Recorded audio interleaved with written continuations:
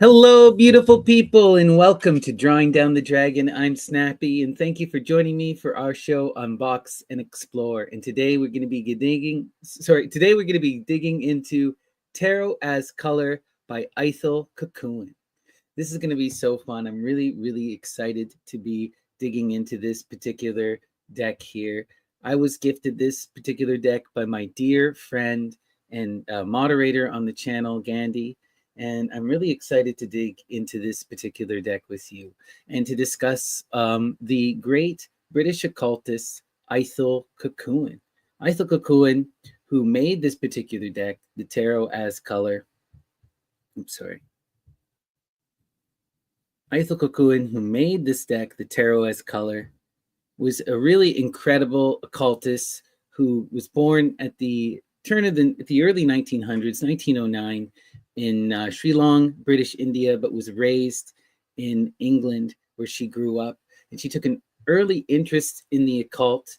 She discovered writings by Aleister Crowley at the age of 17 and became highly invested into occult and magical practice, which she studied all throughout her life, all throughout the entirety of her life. And this led her to take initiation in the Golden Dawn as well as the Fellowship of Isis. As on top of being a profound occultist, Ithell Colquhoun is best remembered and best known as a surrealist painter. She went and traveled to France in her early adult life and met André Breton and adopted many of the methods of the surrealists, such as automatic writing and automatism. So she would employ a lot of this channeling, magical, automatic writing and other techniques that began with the surrealists, and then she refined through her practices in the Golden Dawn and the Fellowship of Isis, right? So she really has this wide magical approach and this really interesting career. Eventually, the surrealists in Britain got upset with her because of her occult practices and kicked her out, but she continued, and she was a very popular author, wrote many different books as well as short stories, and was a very famous surrealist painter. So I want to show you some of Ithell's great paintings here, just to give you some of a glimpse into her work. Really just beautiful surrealist stuff here. I love the moon imagery on this one. You always see a lot of very human imagery, a lot of sexual imagery, like this one, deeply phallic, but so wild, these rocks in the sea. Just beautiful art. This one, right? Rock or earth or womb. It's kind of this really striking, interesting imagery here, right? So yeah, those are just a few of her surrealist paintings to give you a glimpse into her beautiful work, right? So Ithell Colquhoun, she wound up passing away in 1988, and this particular tarot deck had never actually got released. It when she passed away, she actually wound up splitting up her will into three different parties, and all of her occult works were originally offered to the Tate Museum, and the Tate said no. And when they said no, what ended up happening is it wound up getting sold off because there wasn't a dedicated person to take care of it, and a lot of the works and everything fell into private hands.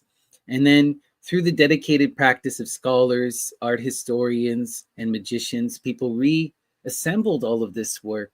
And this has been a long kind of coming into being of this particular deck, the Tarot as Color, because these particular things first existed as paintings that were exhibited. And then only recently was it made into a tarot deck. So I want to show you, if we go over here, we're going to take a look at the producer, Fulgur, who is one of the best occult producers in the world. Just incredible stuff that they do. I'm a huge fan of all of their work. And they usually are known for releasing occult books, but they released originally, I guess we should start there actually before we get to start here. So originally they had released Taro, excuse me, Taro as color as a book. Taro as color as a book. So this is the Fulgur Press website, and this is the original book that collected all of the 78 paintings that would become the original Taro as color. And this is a really beautiful book, and they're still selling it on their website, and it contains basically really high quality photographs. So let's read what it says here. It says, in 1977, a series of 78 strange enamel works were exhibited in a small gallery in Cornwall. The vibrant images were modestly grouped together in 5 large enamel frames. For the curious viewer, the artist provided a page of explanation, affirming that these psychomorphological studies were, in fact, designs for a tarot. Within a few weeks, the exhibition was gone. Such was the first and last appearance of Ithell Colquhoun's revolutionary exploration of the tarot as color, the product of a lifetime of esoteric study, art, practice. Colquhoun's bold project seeks to dispense with the figurative narratives of the traditional tarot and reimagines the forces behind each card as pure color. Drawing from the pioneering work of Moyna Mathers and Florence Farr in the 1890s, Colquhoun integrates the esoteric teachings of the Golden Dawn with surrealist automatic techniques to produce a design for a tarot deck that remains unique in Western esotericism. Setting aside the role of the tarot in fortune telling through the power of pure color, Colquhoun invites us to reach for transcendence. Published here is a book for the first time. Tarot's color draws upon newly commissioned photography, and it also included a famous essay by her called Tarot as Color. All right. But now you can also now purchase the deck. So if we go over here, we can see we have the full deck, and it's in this white box, and it comes with this beautiful essay booklet. All right. And let's look at this. So 60 pounds though, but I have to say, right, out of all of the decks that I've ever dealt with, this is by far the highest quality deck in every sense of the word. We're going to get into it as we go through it, but this is as good as it gets in terms of everything. So it's well worth the price in my opinion, but this is one of the most expensive decks that I have come across, right? Okay. So it says they talk about the original exhibition, and then it says originally produced as a small limited edition of 100 copies by Adam McLean. This rare deck has long been highly prized by collectors of tarot. Our new edition is reproduced from high-quality digital photographic files of the individual designs that we commissioned in 2017. The cards are on premium 400 GMS stock with a matte lamentation. For ease of use, the cards reproduce both the traditional and initiated Golden Dawn names. This deck is sold with an accompanying booklet, which offers an essay by Richard Shillitoe. All right. It also came with this, it's a scented edition by Maison Shehu. So that was really interesting. So included in it was a sample of this really beautiful rose smell. I don't have the rose smell with me. I immediately dedicated it to the goddess and put it on my home altar. So it's with my wife at home on our altar. But this is the Tarot as Color book or box here. Oh, that's the wrong one. Sorry, guys. This is the Tarot as Color box here. We'll zoom in a little bit, give you a better look.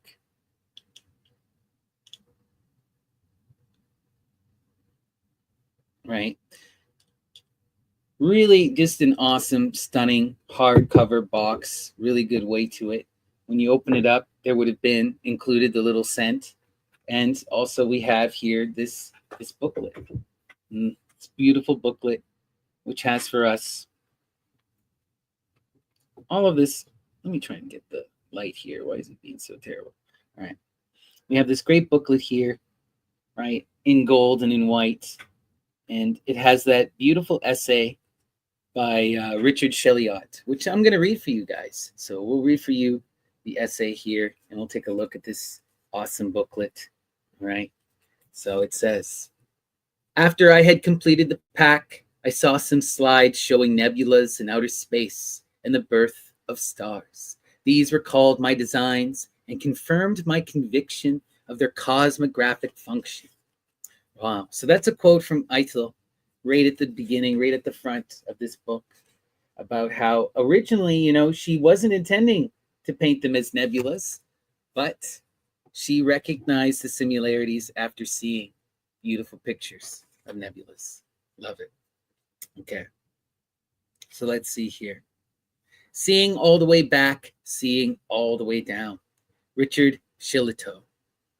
In seeking to understand our complex and imperfect world, Ithell Colquhoun was willing to employ not only the resources of conventional scholarship, but also to accept evidence from methods of inquiry that some might dismiss as idiosyncratic, if not downright fanciful.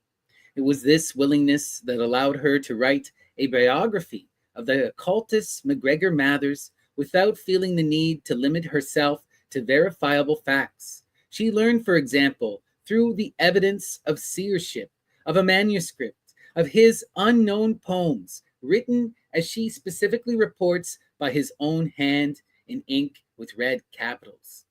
Similarly, it was this willingness that enabled her to state with brisk certainty that it was unquestionably the bones of the poet W.B. Yeats that were repatriated and interred in the graveyard at Drumcliff, Co. Sligo, and not someone else's remains from the communal pauper's grave in France where they had been interred.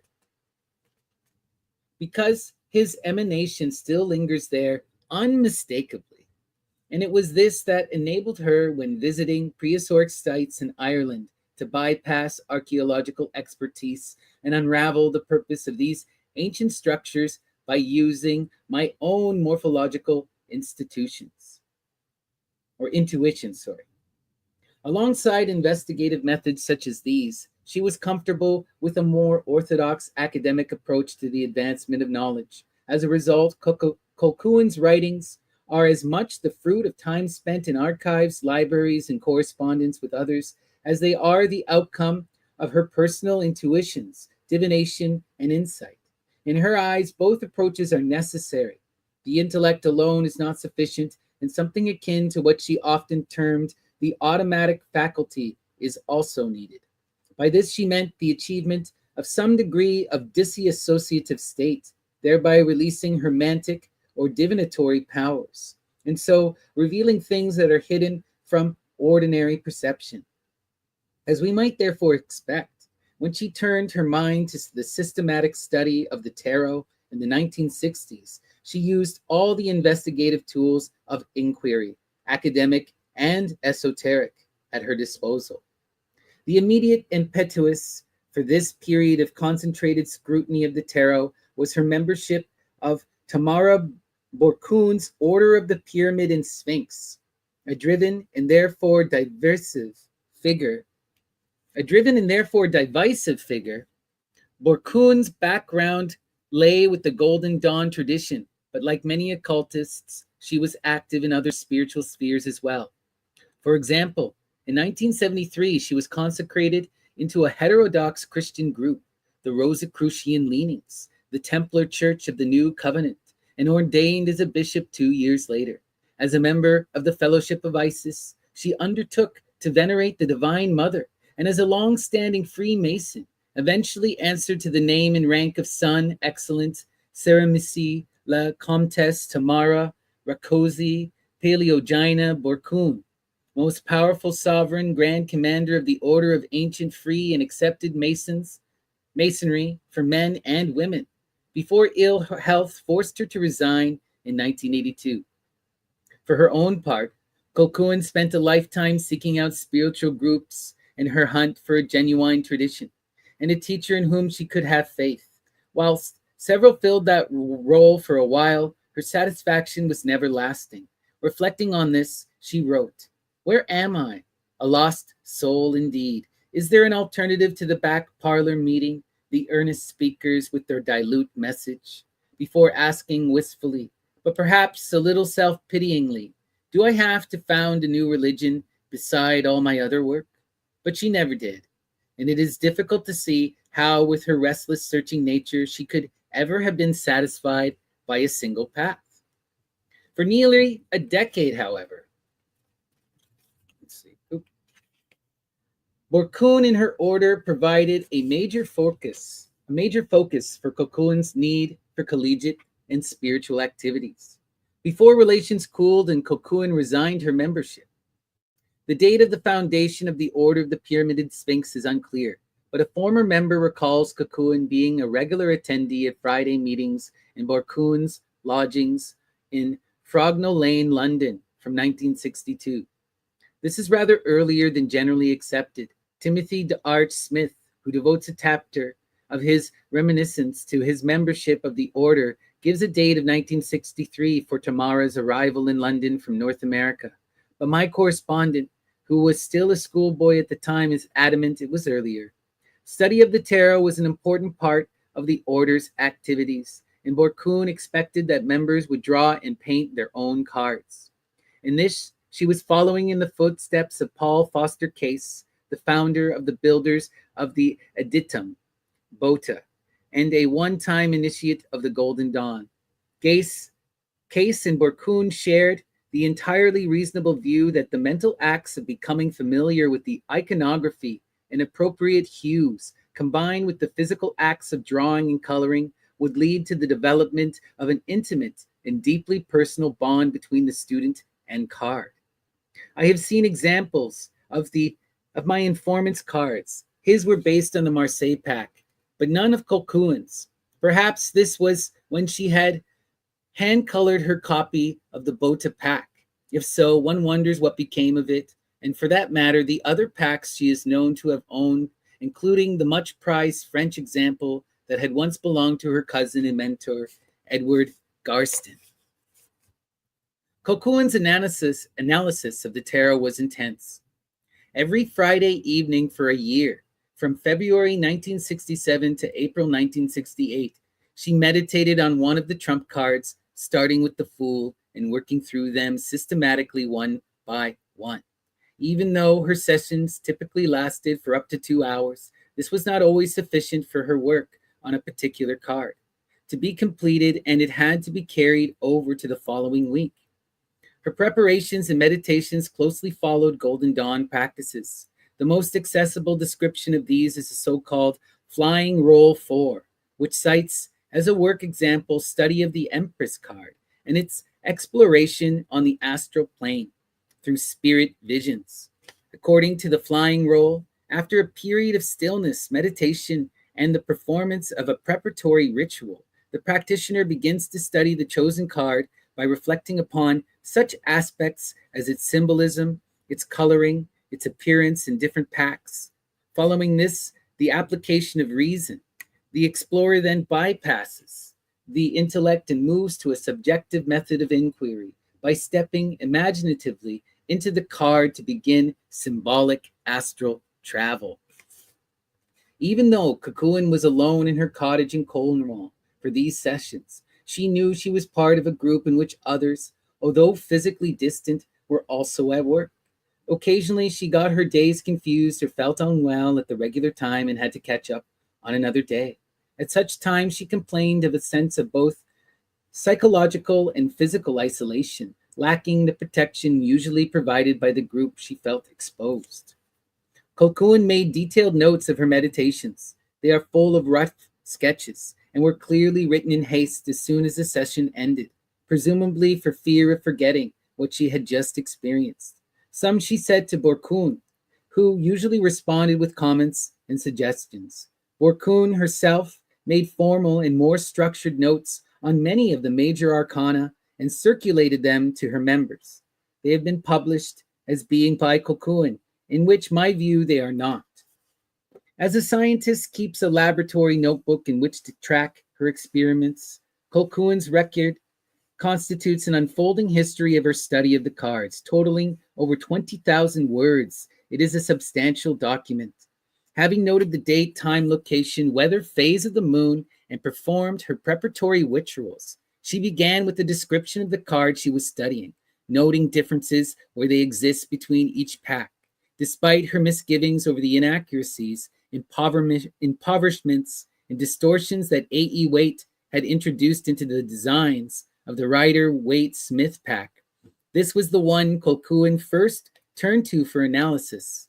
Other packs she regularly used for comparative purposes included the Oswald-Worth designs, the Bota pack with its illustrations by Jesse Byrne Park, and the pack published by the Insight Institute, which derived its imagery from a combination of the Marseille and Rider-Waite-Smith and other early Italian cards.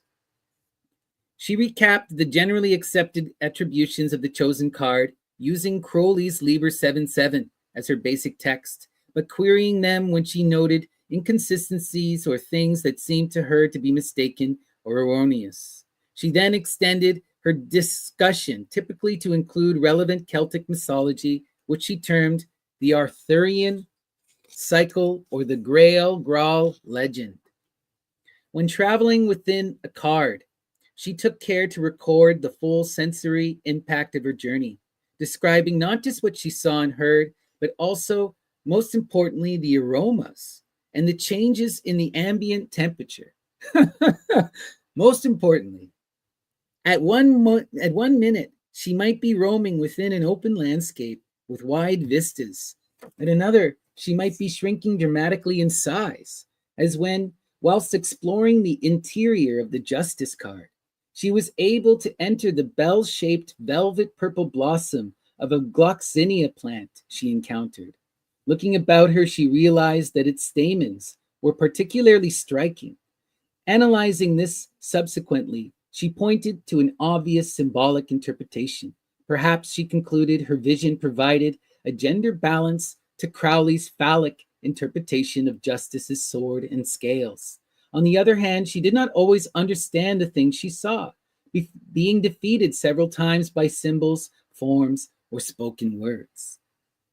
Colquhoun would sometimes try to engage a figure she met in conversation, at times asking for personal guidance. Once, while traversing within the magician card, she inquired of the magus himself if I am right to continue with my art and my literary work, or if I should spend all my time in occult study. By way of reply, I am shown a triangular form outlined in gray in the air, and hear the phrase, the axis or pole of poles. I take the triangle to mean that art, writing, and occult study are three angles of the same superstructure. Despite this reassurance, it was a dilemma that she returned to several times. Writing of the hermit, she concluded that the reflective life of a hermit is the ideal life, but incompatible with the life of a creative artist. If I did not paint or write, I would devote myself entirely to meditation in its various forms. It was clearly a conflict that Colquhoun regularly and deeply struggled with. Returning to the mundane plane at the end of each journey, Colquhoun performed a closing ritual, and then the meditation was over. When a few years later she came to design her own pack, she chose to leave behind the overt symbolism of the cards that she had explored in such detail, and to rely instead on color alone. It is, of course, perfectly possible for colors in and of themselves to cause physiological and psychological reactions, and to engage directly with the emotions, which these cards succeed in doing with great effectiveness. But it was not her intention that the cards just evoke responses as a purely non-verbal level. To that end, she chose her colors with a highly detailed and specific scheme in mind, the elemental associations as elaborated by the Golden Dawn. Accordingly, one can be moved by the cards irrespective of whether one's reaction remains perceptual and physiological, or whether one seeks to enrich one's responses by acquiring an intellectual understanding of the colors and their symbolic associations. Wow. Beautiful, beautiful, beautiful. If it is true, as it is often said, that life is lived forwards but understood backwards, it is no surprise that my wife and I did not realize at the time just how important to us would be the visit we made to see Ithell at her studio in Cornwall over 40 years ago. Inevitably but infuriatingly, we have forgotten much of what was said that afternoon. We do, however, have physical evidence of the trip. Hanging above me as I write this is the painting that we bought from her that day. She took it off the wall of her living room, dated it, I know now inaccurately, on the backboard, and handed it over. In return, she accepted a post-dated check as we did not have enough money in the bank. We hope her intuition that we could be trusted with her work has been well repaid over the years. Thankfully, some memories have stayed with us and remain clear. One was her insistence that we should experiment with automatic writing. We did not yet know of the true importance of her automatic practice. We were young and overawed, and although we knew about her use of automatism in her paintings, we had in fact just bought an example of a decalocamia. Our understanding of its significance to her was still superficial. We knew that automatism was a favored method of the surrealists for accessing the inner subconscious mind and liberating the self from the constraints of everyday reality. But we had no real appreciation of how automatism allowed Colquhoun to go beyond the limits of her own being and gain access to extra personal sources. Another unfading memory is the sight of a large table or work surface in her studio. On this were laid out several enamel paintings on stout paper, each the size of about a 4A sheet or slightly smaller. Whether these were some of the tarot cards that, judging from the date of her visit, she must have been working on at the time, and which from the present pack, whether they were other similar works from the period, I cannot say, but their impact was immediate, powerful, and visceral. It remains vivid to us both that their depth and luminosity seem to invite us into them and immerse us in their swirling hue. We did not learn until many years later, after we had rediscovered the cards under a layer of dust and cobwebs in an outbuilding in Cornwall, of the symbolic nature in her chosen colors, of her practice of stepping imaginatively into a card and exploring it from the inside, as I just described. Now, when I see the cards, I think of all these things, and I am reminded, as was she, of nebulas and the birth of stars. Even more than that, I feel that they extend the fields of vision and time to reveal a new type of space. And I think of the words of André Breton, although written with Roberto Matta in mind, that when we gaze into the paintings, we can see all the way back and all the way down. What a beautiful little introductory essay, really showing us how Ithell engaged with these cards. Really, really powerful stuff, right? Love it, love it, love it. You know, a lot of love went into this deck. A lot of love went into this deck, right?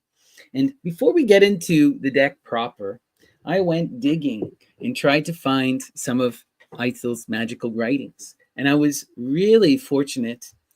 I was unable to find a copy of the tarot as color, but I was able to find the essay itself, as well as several other beautiful essays in this wonderful work, which I'll bring up here. Let's see. Oh. There we go. This wonderful work, Magical Writings of Ithell Colquhoun. As I said before, the weird thing with Ithell's work is that, or with Ithell's occult work especially, was that because she had in her will given it to the Tate Museum, and then they said no, a lot of it was lost. A lot of it was lost to time, basically. It got sold into private hands, things got displaced, and it took years and years for academics to track it all down.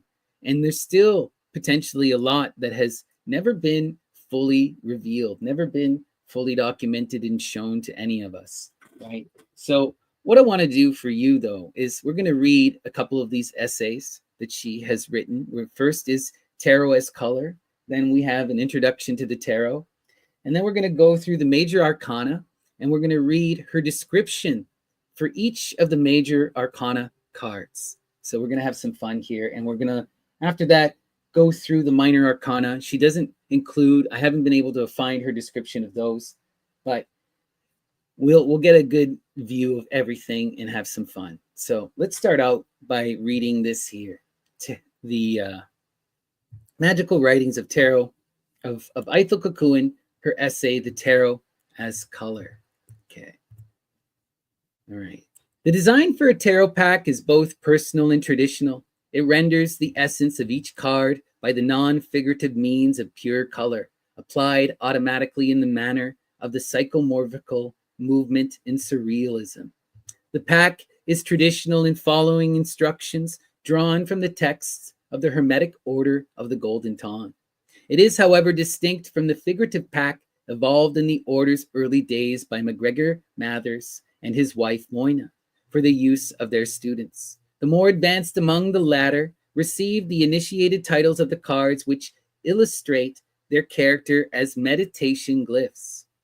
The title acts as mantra to the design's yantra, the employment of the tarot in divination. Still more in commercial fortune telling is thus seen as decadence. Wow. So there's a lot here I want to talk about. First off, right, she condemns the commercial fortune telling and also divination, right? What is she getting at here, right?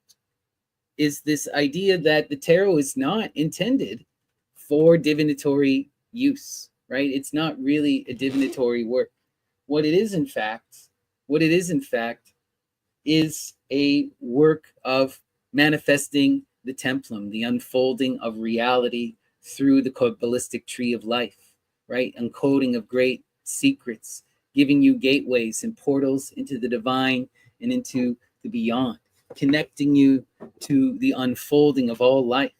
Really powerful stuff. And we're going to get deeper into it as we dig more into the works of Ithell here. But just to highlight the importance here, what she was saying, she is describing this card as a combination of two connected forms. One is the yantra, which is that image that we see here, right? The abstract painting itself, which in this case, this card is the Fool. But the next part, and equally as important for understanding and meditation and connecting to the cards for Ithell and her work, is the Golden Dawn's attributing spiritual line at the bottom here, which you may have trouble seeing. It's the spirit of Aether for the Fool, right? The spirit of Aether. So the idea here is that by combining these two, by meditating upon the title and by meditating upon the picture, upon this gateway, this portal, this nebula, you can travel into the realm of the Fool, engage that divine energy. In this case, connect to the spirit of Dionysus, basically. Really wild stuff. But we're going to go deeper into this as we explore more of Ithell's writings here. So we'll bring back up her book here. So the 22 major arcana are inseparable from the rest of the pack, i.e. from the 4 court cards and the 9 decadent cards in each of the 4 suits. Basic to all is the concept of the 4 elements: air, swords, pale yellow; water, cups, deep blue; fire, wands, scarlet; and earth, discs, indigo. 4 family groups appear, each dependent from one of the aces or roots of power. Each ace attracts to itself 1 card from among the major arcana as its Shakti, right? That's nature, formative energy, the divine feminine, right? Or formative energy to cooperate with it in manifestation. For example, the Ace of Swords, central color pale yellow, is entitled the root of the power of air and captures the Fool, entitled the Spirit of Aether, the air card of the major arcana. Together they produce the court cards: the Prince of Swords, central color pale yellow; the Queen, deep blue; the King, scarlet; and the Princess, indigo. These represent, respectively, air of air, water of air, and earth of air. The decadent cards depend in their turn from the court cards: the numbers 6 and 9 of the swords from the Prince, the 3, 5, and 8 from the Queen, and the 2, 4, and 7 from the King. Only the number 10, the earth number, depends from the Princess. Number 1 is identical with the ace, partaking of the nature of both court cards and decadent cards. The same scheme applies in the other 3 suits: the Ace of Cups, root of the power of water, capturing the Hangman; the Water Arcanum, the Ace of Wands, capturing the Angel, the Fire Arcanum, and the Ace of Discs, the World, the Earth Arcanum. The remaining 18 major arcana arrange themselves according to their occult titles into 4 groups, which seem to have elemental affinities. The 4 magi, the juggler, the priestess, the hierophant, and the hermit, together with the princesses. The 5 daughters, the empress, strength, justice, temperance, and the star, together with the queens. The 5 lords, the emperor, the wheel, the devil, the tower, and the sun, together with the kings. The 4 children, the lovers, the chariot, death, and the moon, together with the princes. After I had completed the pack, I saw some slides showing nebula and outer space and the birth of stars. These recalled my designs and confirmed my conviction of their cosmographic function. So that is the essay Tarot as Color. All right. And there's a couple of these notes just that are interesting. Surrealist Tarot, she's talking about. This I thought was funny. It says, Sphinx listening. Right? This is her just jotting of a vision or a musing. It says, Sphinx listening. A woman, qua human being, is only given importance as a human being through her male relatives or her father, her husband, her son. Oof. Terrible. But I want to go to her next essay here. We have her introduction to the tarot. Okay. So let's take a look here. And this was written in March 13th, 1965. So this is right at the time when she's channeling all these tarot cards and right when she's working with this Colquhoun lady at this really wild magical society of the pyramid there. What was it? It was the pyramid and something else. I can't remember. But anyway, we'll get into it here. This is fun. Introduction to the tarot. The history of the tarot is very much connected with the history of playing cards in general and presents us with many questions pertaining to their origin, their symbolism of the images depicted on them, their use as an oracle of divination, and their historical researches, which could throw light on the problem as to how and when this mysterious system first penetrated into Europe. According to a legend circulating at one time among the Knights of Malta and recorded in an ancient manuscript quoted by Pappus. So Pappus is a really important Martinist and Freemason and magical occultist at the turn of the century, 1800s France, right? In his tarot of the Bohemians, Egyptian hierophants, foreseeing the inevitable future destruction of their civilization with its temples, sanctuaries, and initiatory schools, decided to invent some means by which they would be able to preserve the most important tenets of the esoteric doctrines of ancient Kent. After weighing carefully various methods proposed, such as inscribing the sacred texts upon the walls of the temples, engraving them on medals and talismans, entrusting these secrets to virtuous people who would transmit the knowledge to posterity, it was finally decided to make use of human weaknesses, such as gambling, and to express the ancient doctrine in the form of symbolic images, which the profane would use as playing cards without having the slightest inkling to their hidden meaning. Among those who supported the theory of the Egyptian origin of the tarot was a celebrated 18th century savant, Court de Gabelin, in Le Monde Primitif, who maintained that it represent leaves of a most ancient book of the world, which he called a Bible of images, whose author was none other but Thoth, or Hermes Trismegistus. De Gabelin belonged to a secret Kabbalistic group founded by Martinez de Pasquale, taking us back to the Martinists, right? And was a close friend of Louis-Claude de Saint-Martin, as well as the teacher of another French occultist of the beginning of the 19th century, Fabre de Olivet. The idea of the Egyptian origin of the tarot may not be too far-fetched if we consider the fact that in the annals of European history, the tarot was first mentioned at the end of the 14th century, namely in 1379 when an Italian writer, Filencinio Buschi, recorded in his chronicles that a game of cards had just been brought to Europe from the cards of the Saracens. The game was called Naïb, a word of definite Semitic origin, connected with the Hebrew Nabiyah, an interpreter of hidden things, and the Arabic Nabi, the prophet. Here it is important to mention that the Babylonian god of wisdom and magic was Nebo, and it was the Arabs who inherited the magical arts and science of ancient Egypt, and who, from the 7th century to the 15th century, were the sole custodians of the Neoplatonic and Gnostic doctrines. It is quite possible that the cards brought from the land of the Saracens could have been of Egyptian origin. It also must not be forgotten that Freighter R.C. went to Damascus at the end of the 14th century and brought back with him, among other manuscripts, the Book T. Apart from it, the cards could have penetrated into Europe via the Crusaders, who during their sojourn in the Near East became interested in the mystic doctrines of Islam and were initiated into secret Sufi orders. Thus, the Knights Templar were instructed by the order of the Hashishim and received from them the 10 degrees. It is mentioned by writer F. Rolt Wheeler that in the Moorish universities of Spain there was taught a curious system of 22 geometric sacred forms, or more exactly, of 21 plus 1, because you have the 0, right, which isn't a number. For the latter belonged to Allah, the all-compassionate one, and could not be revealed to mortal men.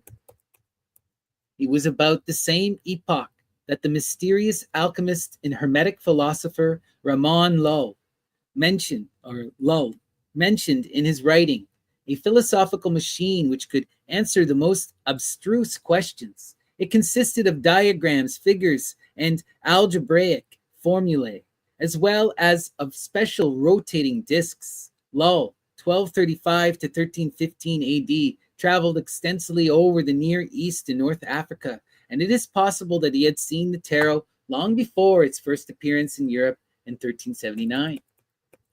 2 centuries later, in the 16th century, another great student of the Hermetic mysteries, the writer William Pastel, alludes to the tarot in his treatise, The Key to Things Hidden from the Beginning of the World. Pastel was a great scholar and knew about a dozen languages, including Hebrew and Arabic, and had spent many years in the Near East. In the text, Pastel says that the tree of life in the Garden of Eden is like a wheel within a wheel. The word rota also can stand for tarot. Well, this gets us into Saturn Square territory here. Excuse me. As mentioned previously, the game of cards brought to Italy from the Near East was called naib. This word also means deputy, and according to Idris Thoth Shah, author of the Sufis, the material from which the cards were copied is still extant. It is a deputy or substitute material forming an allegory of the teachings of a Sufi master about certain cosmic influences on humanity. Now these teachings are divided into 4 sections, which are called Turuk, way, like Hebrew, Taruach, way of the soul. It could be the derivation. Also, the Egyptian Tarosk, path of the kings, and Tarika, the path, used in Sufi teachings to indicate the path and the leadership of the group, which resides the transmission. It is a rule of living a thin line within the ordinary life, sometimes maintained through the note of music expressed visually by a palm tree or lotus, and is associated with the phoenix. Wow. Look at that wild key. And here we're going to get, so this is a classic iteration of the Saturn Square, right? And you have Rota, Torah, Ator, Orat. The wheel of fortune, the law, Torah, right? Ator, Hathor, Fortuna, right? Also and Orat, he prays. So really interesting. You know, a lot of this is not accepted by modern scholars, but you can see where she's getting this kind of stuff from and where it's, you know, Really interesting stuff. It's that, again, we're seeing that combination with Ithell of the historical and the magical. So now she's going to get into her actual exploration of all the cards. Explorations of all the cards. So we're going to start here with the Fool. So this is the beautiful Fool card, and we'll read her explanation for the Fool. Now, we're going to get really deep when we're going here with Ithell Colquhoun. So it's going to be a little overwhelming. We're dealing with Hermetic Kabbalah, and I'm going to do my best to try and explain anything. But if people have questions or something I have missed, please leave a comment. All right. And we'll do our best here. I want to give you guys as much of a thorough exploration of her views on the tarot as possible. So let's see here. The Fool. In the system of the Golden Dawn, the 22 keys of the tarot begin with the Fool, which has no numeric value and which is symbolized by the cipher of 0. In this position, the Fool is placed at the beginning of the series and stands for the Absolute, the Para-Brahman of the Vedanta, and the Ein Sof of the Kabbalah, of the Chaos of the Greeks, and the Sirvana Akarana of the Zoroastrians. In other systems, this arcanum is either the 10th, the 21st, or the 22nd of the series. When it is the 10th, it indicates the division of the 22 keys into 2 cycles of 10, because the Fool and the World are outside of this series. To it is attributed the letter Yod of the Tetragrammaton, and thus implying that the Fool assumes the character of the demiurge, or creator. For the Tetragrammaton is the formula of manifestation. In this place, the Fool has much in common with the 10th arcanum of the Wheel of Fortune, attributed to Jupiter or Zeus, the demi-wife, and the ruler of all elements. Within this arcanum is the 21st of the series. It corresponds to the letter Shin, which occupies the upper point of the pentagram and forms the letter IHSLVH, thus indicating the messianic conception underlying this key. The letter Shin is attributed to fire, by which is meant celestial fire or Kether, the quintessence, which represents that divine spark which formulates matter, interpenetrates it, and establishes order and equilibrium in the midst of the 4 elements. Without the stabilizing influence of the quintessence, the elements are always in a state of strife and conflict. The pentagram symbolizes the transmutation of the inaccuracy into the quinquerry. Yeah, we're getting deep. We're getting really deep. But what is she talking about? On one hand, the spirit of the Fool is this idea of the primordial aether. The air is the beginning of conception, right? But it is also the zero. And so it even comes before the first element conception of the air. It starts as the primordial spark of fire, right? The first and the last. This takes us to the Hestia energy. Hestia. So this card is the Demiurgos, but is also Hestia, the divine spark in the hearth of chaos, right? Taking us to that infinite black. Out of the infinite black comes the spark of generation. And this is the transition from primordial idea, spark, into air, the beginning of matter. Wow, right? The celestial fire of Kether becomes the redeemer of Messiah of chaotic matter, right? The fire allows us, the fire in our heart allows us to return back to chaos. This is the Messiah that they're talking about, right? That spark within this, represented by the yellow, right? The spark within the Fool is that key, that tether that takes us back to the Great Mother.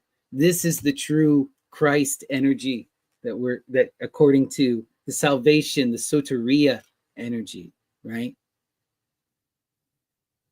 In the Kabbalah, the Messiah is sometimes called Shaddai, the numerical value of which is 314, the same as that of the Metatron. As we know, Metatron is the bright angel who testifies in favor of the deceased, while Sandalphon is the dark one. So we're seeing Apollo and Dionysus here, right? The bright sun and the dark sun, right? The ruler in the sky and the ruler upon the earth. Interesting. The hidden meaning of the word Shaddai leads us to the complex Kabbalistic doctrine of the divine hypostases.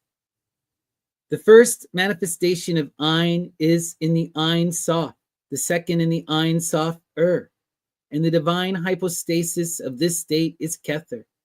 The later manifests itself through the hypostasis of Shaddai, which is in a certain sense identical with Metatron and Sabaoth. In this division, Shaddai corresponds to the second person of the Trinity, the Son, which is Tiphareth, beauty, the Messiah. Kether, Shaddai, and Tiabaoth, from the three pillars of the letter Shin.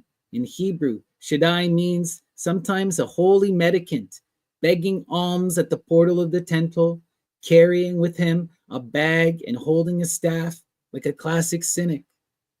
The idea of the Messiah is often connected with that of the mystic fool, for whom the cares of the material universe have ceased to exist, because he lives in a realm where these cares do not apply. The magician observes equilibrium in everything, while the mystic fool may be regarded as unbalanced when this force operates on a material plane. So when the fool comes into reality, it's out of balance. On the plane of Bira, the talismanic image of the letter Aleph, which is attributed to the fool in the GD system, would be rather masculine than feminine. It would be a spiritual figure hardly visible at all, the headdress winged, the body close veiled and wrapped in mist. It represents the spirit of Kether, which is the name given to the fool in the Golden Dawn. In the world of Yetzirah, it would be like a warrior with winged helmet, surmounting an angelic, but rather fierce and intense face. In Asiya, the same letter Aleph is a symbol of terrific energy and represents, as it were, a mad and uncontrolled force. On the human plane, it will represent a person who was a lunatic and at times given in to frightful fits of mania. Thus, the letter Aleph represents spirituality in high things, but when translated to the plane continuous to below Isaiah, it is usually something hostile and unbalanced, because it is too opposed to matter, that the moment it is involved therein, there is discord. This conception is useful to bear in mind when dealing with the idea of the mystic fool. Properly, such a person cannot exist on the physical planet, for he belongs to the world which is beyond equilibrium, for the simple reason that in that world there is no force of gravity which rules equilibrium. Look at this, the very idea of this Messiah, according to her, is unattainable upon the earth, right? And this is why the fool leads to such chaos. The magician maintains harmony between higher and lower worlds, between opposing currents of the astral, mental, and spiritual worlds. To the fool, such do not exist anymore, for in transcendental realms where he dwells, the pair of opposites have ceased. The past and the future are one. When he speaks, one does not know whether whether what his sayings are a prophecy or whether they pertain to the past. The fool is the wanderer in time and space, whom nothing touches, nothing moves, or whether approbation or condemnation. Alone he follows his course, not giving a thought to the abyss that opens before his feet. His apparent folly hides his real wisdom and may be regarded as a symbol of complete intellectual and moral freedom. From the numerical point of view, the number 21 is sometimes called the cipher of all, for it is the multiplication of 7 and of mundane perfection, or the divine feminine, by 3, divine protection or perfection. When mundane things are in complete accord with divine manifestation, it ceases. Therefore, the attribution of this arcanum both to 0 and to 21 is not an error or chance, but alludes to the famous lost numbers of the Kabbalist, which is all and nothing. When this arcanum is regarded as the 22nd card, its position is similar to that of 0, for it indicates the end of a cycle or the abyss, the night of chaos, into which the ion is dissolved. 22 is the number of the circumference of the circle, the 3.14159 ad infinitum. It is the value of relation of the circumference to the diameter of a circle. Roughly, this number is 3 to the 1/7. If we multiply this infinite number by 7, the result is 22, the geometric figure of infinity. Wow. The letter Aleph stands for the element air, which in turn stands for the vital principle of Kabbalah, Ruach. Latin, spiritus. Greek, or can't read that, it's all corrupt. Prana. All right. In the Sefer Yetzirah, this path is called the fiery scintillating, a thing of intelligence. For without breath or oxygen, there can be no fire or combination. The fool is pictured in most of the pacts as a young traveler, a leaving androgyne, described in Egyptian magical invocations as the great space wanderer, who has no master, and to whom millions and hundreds, thousands of years are a simple moment. His inner robe is white, referring to the first Sephira Kether. This is concealed by a black cloak, embroidered with 10 yellow wheels and 7 trifoils. The wheels, which represent the circular motion of the universe, creative energy, correspond to the 10 Sephiroth, and the trifoils are the 7 sacred planets, the sun and moon at the right shoulder, and the sun and moon at the right shoulder refer to the 2 comments of prana, surya, solar, electric, and chandra, lunar, and magnetic. The wallet contains the wallet or the pack upon the stick contains the summed up experiences of previous manifestation. It locks in the form of an eye, the eye of Horus in Egyptian symbolism, and the Ajah chakra, the third eye of yoga, and the all-seeing eye of Freemasonry. The eagle refers to the zodiac at the sign of Scorpio, which is sometimes one-sided as the cherub of Ayin. The placement of the eagle on the wallet together with the all-seeing eye intimates that the awakening of the higher vision or third eye is achieved through transmutation of the sexual forces ruled by Virgo. Wow. By putting all of our thoughts into this wallet and laying it on our back, taking it outside of ourselves, we're overcoming our desire. Interesting. The girdle is the belt of the zodiac and the symbol of time. The black robe stands for influence, and as in order to remove it, one must first remove the best. It points to the fact that our conception of time is based on illusion and ignorance. The citrine hose refers to the tiny part of Malkuth. The dog is Anubis, leader of souls and guide of the mysteries. In the Golden Dawn pack, the pictorial representation is that of a babe standing beneath a yellow rose bush, holding a wolf on a leash. The babe is the Egyptian god Hur-Par-Krat, lord of silence, Harpocrates. And the yellow roses refer to Tippereth. The wolf is the symbol of Typhon and Apophis and Apollo, whom Hur-Par-Krat tramples under his feet. In divination, the fool stands for gaiety, enthusiasm, zeal, generosity, redemption, and sacrifice for the benefit of others. The negative aspects are stupidity, negligence, vanity, pride, disorder, conduct, and disregard for others. Wow. Powerful stuff, right? What a intense read, right? This is something that can be deeply, deeply studied. It takes a lot of knowledge. I highly recommend that people check out this great, great book here, The Magical Writings of Ithell Colquhoun. And let's continue. We're going to check out the next card in our series. We now have the powerful Magus, the magician. And we got to read with Ithell the Golden Dawn attribution, because these are so important. The Magus of Power, right? The mantra and the yantra together create the card, right? Beautiful. The Magus of Power. All right. What does Ithell have to tell us about the Magus? While the symbol of zero is used in arcane philosophy as a pictorial symbol of the absolute, or the causeless cause, the first cause, from which all manifestation precedes it, is usually associated with the number 1. It is the symbol of the supreme will, which creates the material universe, and in the tarot, it is represented by the first arcanum, the magician. In ancient versions, the magician is the demiurge and may be compared to the Egyptian god Ptah, who forms the world egg on the potter's wheel.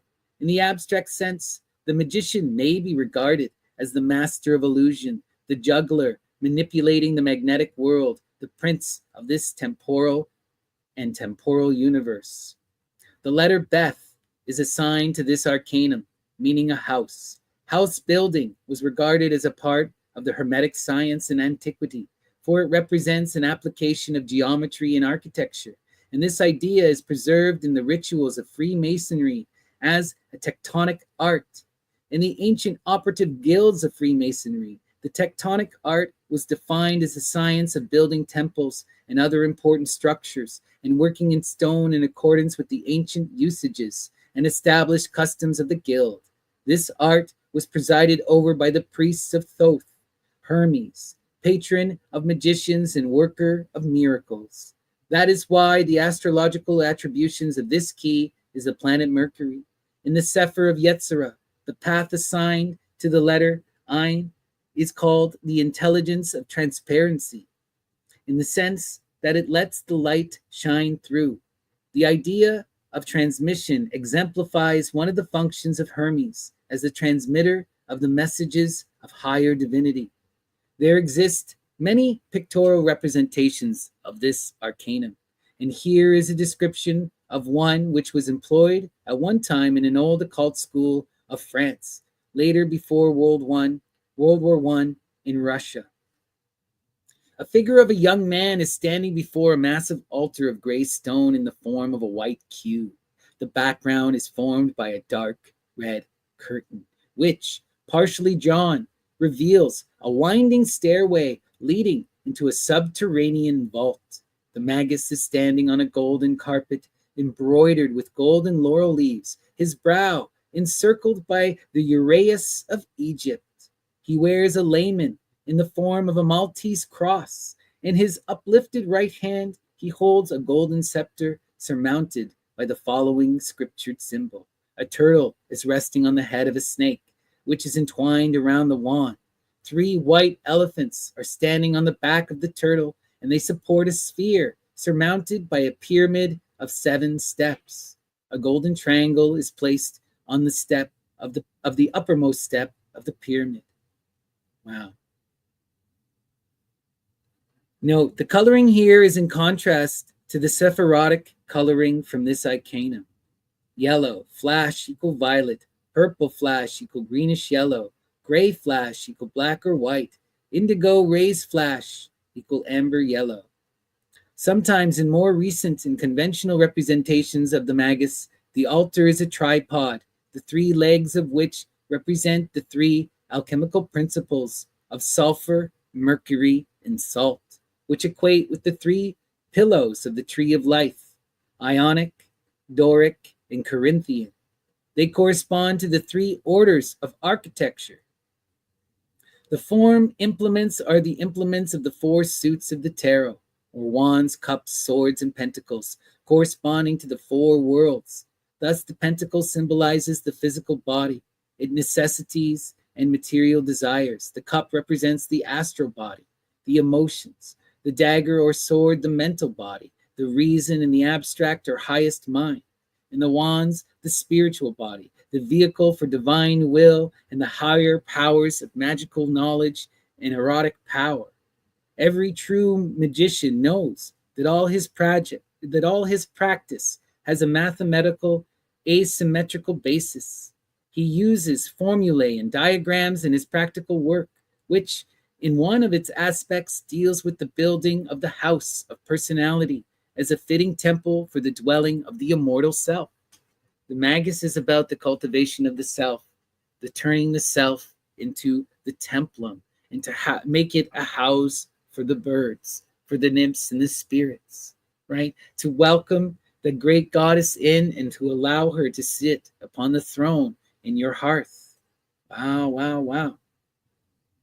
The horizontal figure over the magician's head, the infinity, cyclical motion, and alludes to the eighth Sephirah Hod, the sphere of ceremonial magic.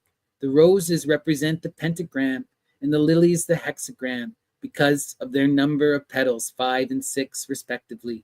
The sign of the microcosm and the macrocosm, 5 and 6 equals 11, the number of the great work. For 11 is the sum of the digits of the 65, the numerical value of the Hebrew word Adonai, or the holy guardian angel. And the 11 represents the masculine and the feminine and their empowered heights of the ideal.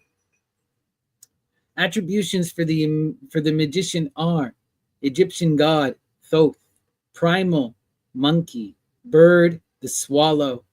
Wow, that connects it to the muses. Plant, the palm tree, precious stones, agate, or fire opal, incense, mace, magical weapon, the caduceus. In divination, this arcanum signifies creative power, activity, intelligence, beginning, a good beginning, initiative, control, or force. In the negative sense, it may allude to sorcery, trickery, theft, deception, and abuse of authority. Beautiful. All right. We now come to the high priestess. The high priestess. Wow, beautiful stuff here.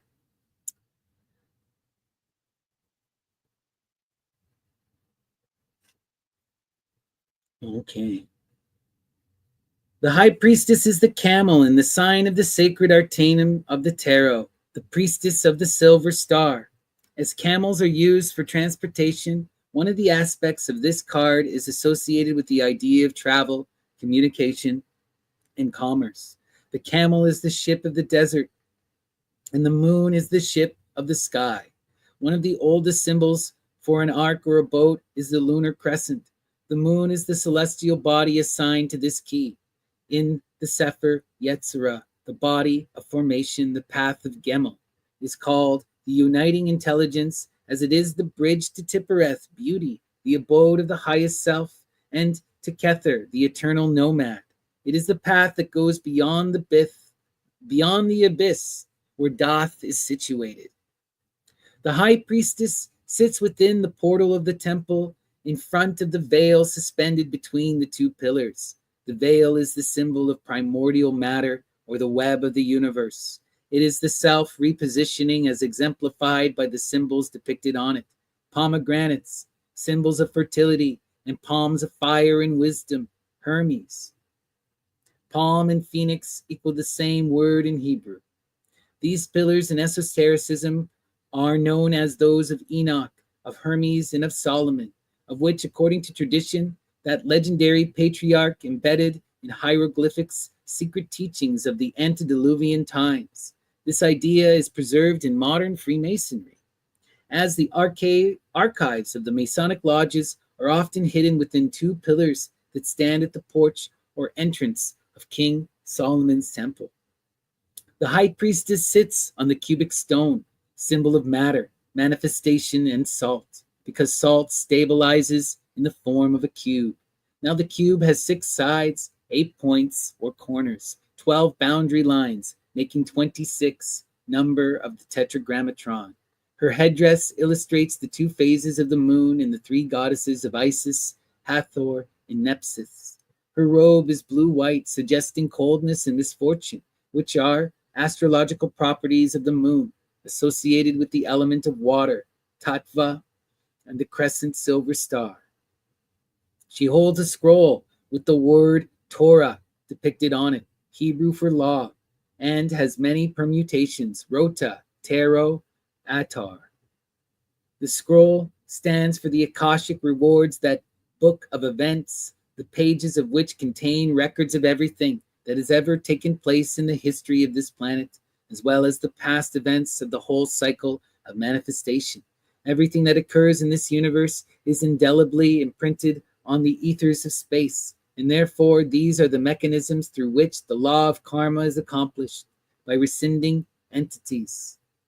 The solar cross of equal arms is the cross of the four elements and alludes to the last letter of the Hebrew alphabet, and which indicates the conclusion of the cycle of manifestation. The goddess is Diana, Selene, Artemis, Minerva. Beasts: dog, hare, stag, and cat. Flower: almond. Perfumes: camphor and aloe. Wow. Beautiful. High priestess. Wow, look at this. I just love these paintings. They're just so glorious. You know? The empress. The daughter of the mighty ones. The daughter of the mighty ones. The third arcanum of the tarot is attributed to the letter meaning door. It therefore suggests the idea of passion, passage, transmission, diffusion, as well as defense, protection, and preservation. Planetary attribution is Mercury, and in the vault of the adepts, is Venus, and in the vault of the adepts, which consists of 7 sides, the entrance of the door is situated on the side corresponding to Venus. Netzach equal door to the Tippereth, beauty. This door is guarded by the elemental tablets and the hermetic emblems. The symbol of Venus is a fitting heir of hieroglyph of manifested nature, as it embraces all the 10 Sephiroth. The background of this key is somewhat similar to that of the magician, the first arcanum, being a garden rich and fertile with cypress trees and ripening wheat, sacred to Isis, Hathor, and Ceres. Right? This is the veil of Isis herself, right? The high priestess stands just behind the veil, whereas the empress is the literal veil. The stream and pool in the background represent the stream of consciousness, and their source is the flowing robe of the high priestess. Like the woman of the apocalypse, the empress wears a crown of 12 stars in the form of hexagrams to show that she has dominion over the laws of the macrocosm. The lunar crescent is under her feet, alludes to the astral world and the cycles of time. The yellow hair of the empress is bound by the green wreath of myrtle, sacred to Venus. The number of the pearls in her necklace is 7. The number of the 7th Sephirah is Netzach. Her robe is green, and on her copper shield is displayed a dove, sacred to Aphrodite.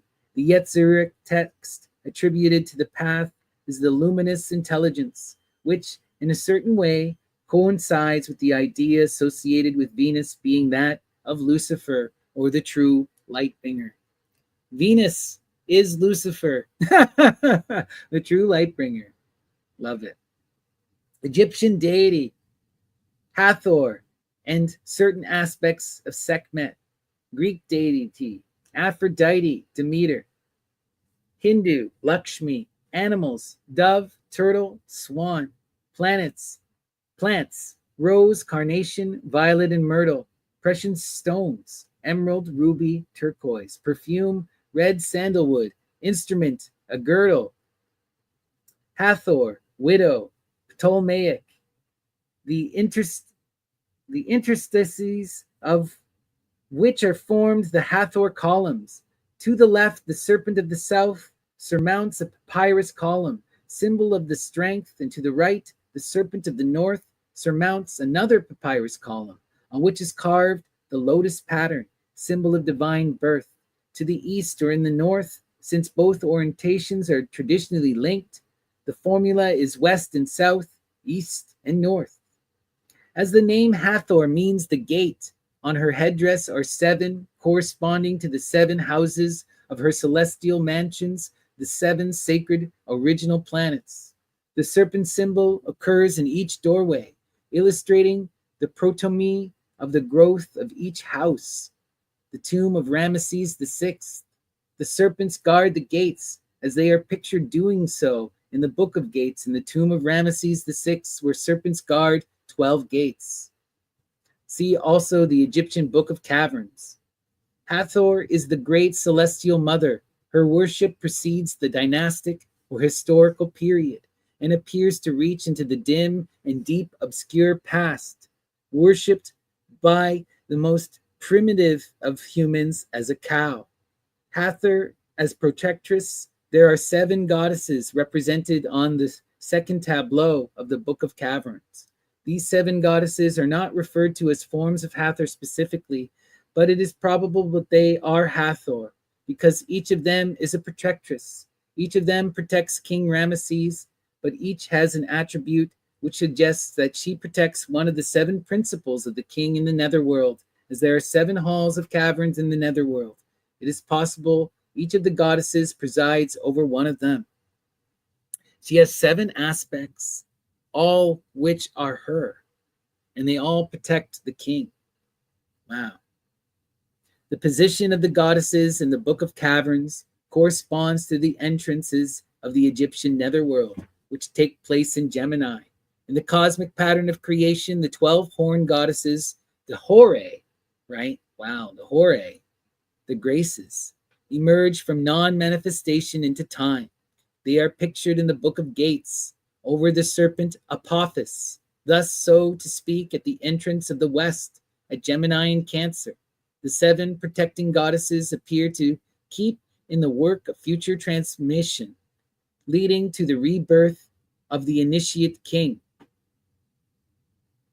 Wow. That's wild. Isis, Selkit, with the 7 scorpions. According to legend, the scorpions were the playmates of the divine child Horus. 3rd degree of Egyptian mysteries. 7 scorpions refer to the 7 deaths or tests associated with Amenta.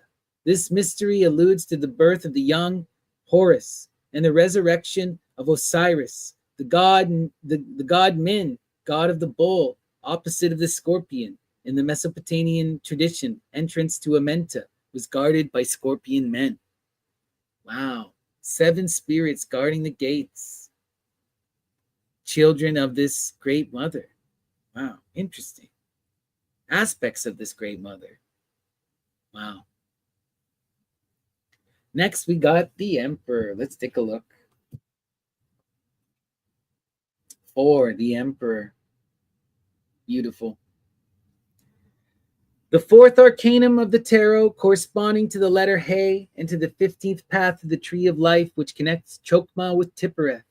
Therefore, this arcanum may be described as the wisdom of sovereignty and beauty, the originator of them, the sphere of the zodiac acting through Aries, zodiacal attribution of the letter He acting upon the sun and initiating spring. Letter He, as we know, means window, and windows admit light and air into the house of personality. The most important thing about a window is transparency, and this takes us back to the 12th path, the intelligence of transparency, attributed to the 1st arcanum, the magician, with which the emperor has a strong affinity. The word window implies sight, and the sense of sight is under the presidency of the element of fire, which is the element of the zodiacal sign of Aries ruling this key. Therefore, the most obvious characteristics of the emperor are vision, vigilance, calculation, planning, observation, and analysis. I always say, right, the emperor is the one who manifests the vision, who unites us in the image. The esoteric title of this arcanum is the Sun of the Morning, referring to the entrance of the sun in the sign of Aries, thus making the vernal equinox and chief among the mighty. He is definitely the prince of this world, as he inaugurates a cycle of material manifestation, this bringing to the physical plane the operations of the magician, the wielder of the elements. His number, 4, speaks for itself, as it brings to mind all the quaternaries, such as the 4 elements, the 4 triplicities of the zodiac, the 4 cherubs, and the 4 winds, and of course, the 4 letters of the tetragrammaton. It is important to remember the numerical connection between 4 and 1, because 1, 2, 3, and 4 equal 10, and 10 equals 1. Thus, there exists a strong link between the magician with his 4 weapons, the emperor And the 10th arcanum, the Wheel of Fortune, which is presided over by the 4 cherubs in the 4 corners. Path 15 is called the Constituting Intelligence, as it constitutes creation in the darkness of the world. This is a very appropriate description of the Emperor, for he is the demiurge of the Platonists, and being number 4 may be compared to the 4th Sephirah, Chesed, which is the master of the 7th Sephirah below the abyss. The Emperor is the wielder of matter, the originator of the process of creation, the founder and the builder. Geometrically, the 4 is represented by a square. The square is formed by the 1. Cross, the result of the intersection of the vertical and horizontal diameters of a circle. If we connect, by connecting points C and D, we receive the figure of 2 triangles. Well, this is interesting. She tells you about how to transform a circle into a square. And this is the magic of the Emperor, the manifestation of the foundation, right? That's what the Emperor does. He builds the foundation that we stand upon. Wild stuff. Coming now to the figure of the Emperor, we see that it is portrayed in profile, thus hinting of its affinity with Kether, the ancients of days. The posture of the Emperor deserves special mention. It has a double significance. Heraldic, as in medieval times, the kings were represented either peacefully enthroned with feet resting on the ground in a parallel position, or as supreme judges with the right leg crossed under the left. It is in this position that the king used to present swords to the knights going to war. Here it is interesting to note that the 2 datophori accompanying Mithra are usually portrayed standing with their legs crossed, and Mithra, being the symbol of the sun god and patron of soldiers, is easily associated with the figure of the Emperor, Aries ruled by Mars, and the sign of the exaltation of the sun. Mithra energy right here. 2. The second significance of the posture is alchemical, because the right hand, the left elbow, and the top of the head form a triangle, and the feet a cross. This is the symbol of sulfur, related to the element of fire, predominant in Aries. The monarch sits on a cubic stone, which has several interpretations. First of all, it is the same seat as the one occupied by the high priestess. It has 6 superficies, 8 points, and 12 boundary lines, making the total 26, the numerical value of the Tetragrammaton. Second, being a perfect cube, it is the symbol of the philosopher's stone, and also the perfect ashlar in Freemasonry, symbolizing the completed or great work. This is why on some of the old French cards, the cube bears the insignia of the working tools, the square, the level, and the plumb rule, thus alluding to the Emperor as the great architect of the universe. And third, the Emperor's throne is sometimes described as the Kabbalistic cube of space. The 6 faces of the cube and its interior center are assigned to the 7 double letters and the 7 sacred planets. The 3 enteric coordinates correspond to the 3 mother letters and the 3 elements. The 12 boundary lines represent the 12 single letters and the 12 zodiacal signs. The background in the upper part of the picture is in different gradation of orange and gold and red, and the mountains are dark red, almost black, reminding one of a volcanic region. The river flowing at the base of the mountains refers to the same stream of consciousness on the robes of the high priestess and the waters of the empress's garden. The metal parts of the emperor's helmet like a crown of gold, a further reference to the exaltation of the sun in Aries. Underneath the crown is a red cap, the color of Mars. The figure is clad in steel armor, and steel and iron are the metals of Mars. The ornamental flaps of the garment are purple and refer to Jupiter, which rules the 19th arcanum. The Wheel of Fortune, which has just been explained, is connected with the Emperor. The scepter is reminding us of the Egyptian Ankh, the key to the higher worlds. The T-square of the orb hints at the Masonic secrets and also corresponds to the letter Tau, attributed to the planet Saturn. The Egyptian deity attributed to this card is naturally Amun Ra, and the ram-headed god. The Greek god is Zeus. This shows that the emperor is primarily or an artificer, a builder, or a worker, the demi-orgos. Wow. Heavy energy, the emperor, right?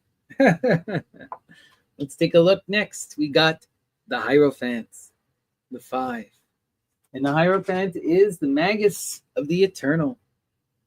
The 5th arcanum of the tarot bears the title the Hierophant, and it is attributed to the zodiacal sign of Taurus. Astrologically, this sign represents the latent powers and energies, as well as secretiveness and reserve, which connects it with the 4th virtue of the Sphinx, to keep silent. For, as we know, this virtue is attributed to the cherub of the ox.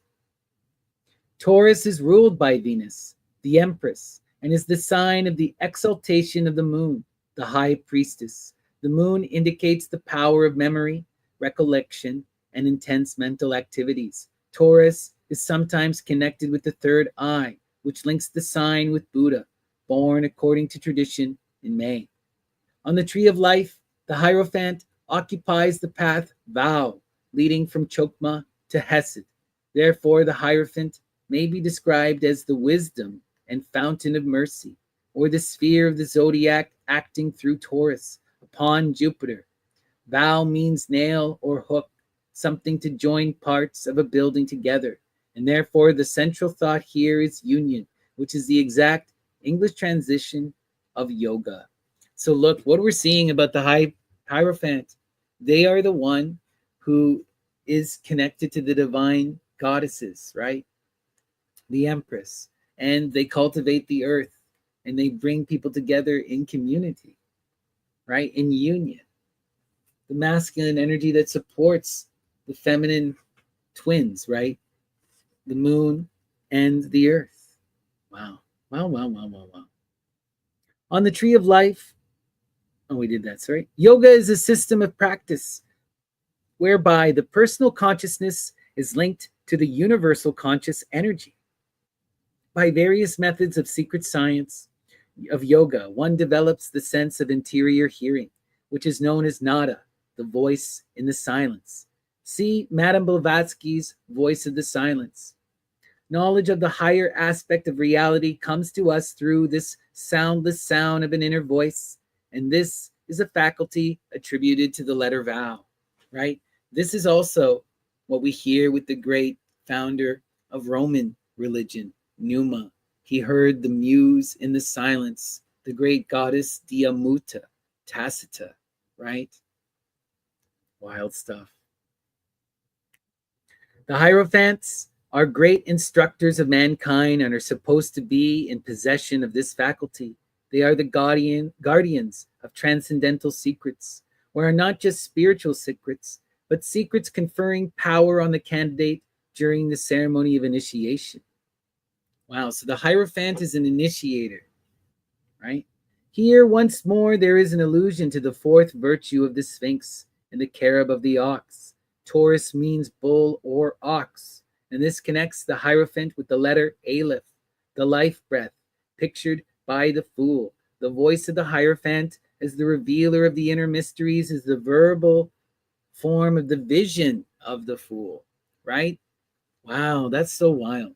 We're seeing this deep intrinsic relation between the Fool and the Hierophant. The Hierophant, the one that adores the divine feminine energies, right? And brings people together in teaching, is the most connected to that Fool energy. Wow. The text from the book of Yetzirah, the Kabbalistic book of formation, calls this path the triumphant and eternal intelligence, because it signifies the ultimate victory of the life power, which leads to the completion of the great work. Because the revelation of the inner voice enables us to perceive fundamental principles which are true yesterday, today, and forever. This leads you to the true voice and to true wisdom, right? Wow. On the cube of space, this arcanum is placed on the vertical line connecting the lower southeast corner and the upper southeast corner.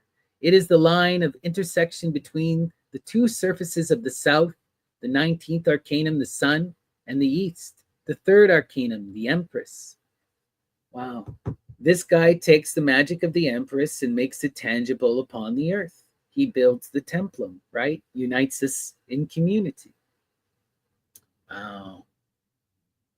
Thus, the Hierophant embodies two influences: solar, which connects this card with the image of Osiris as the bull, Apis, and Venusian, as Taurus is ruled by Venus, right? Dionysus, Osiris, and Venus. This is Bacchus in adoration of Venus. That's what you're seeing embodied in this card. Also, this path connects the 17th arcanum, the moon. And as we know, the moon is exalted in Taurus. The astrological sign is the 18th arcanum, Pisces, ruled by Neptune, or the Greek god Poseidon, who is pictured sometimes as a bull.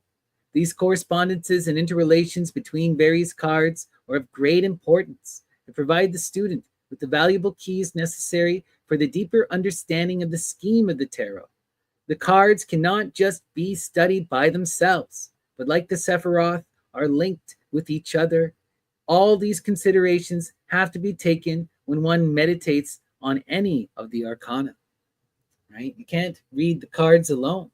You have to read them in conjunction with each other. Interesting. The Lovers, the 6. Oh, we still got some more here. I thought we were done. Never mind. What am I talking about? We just had a blank page here. Okay.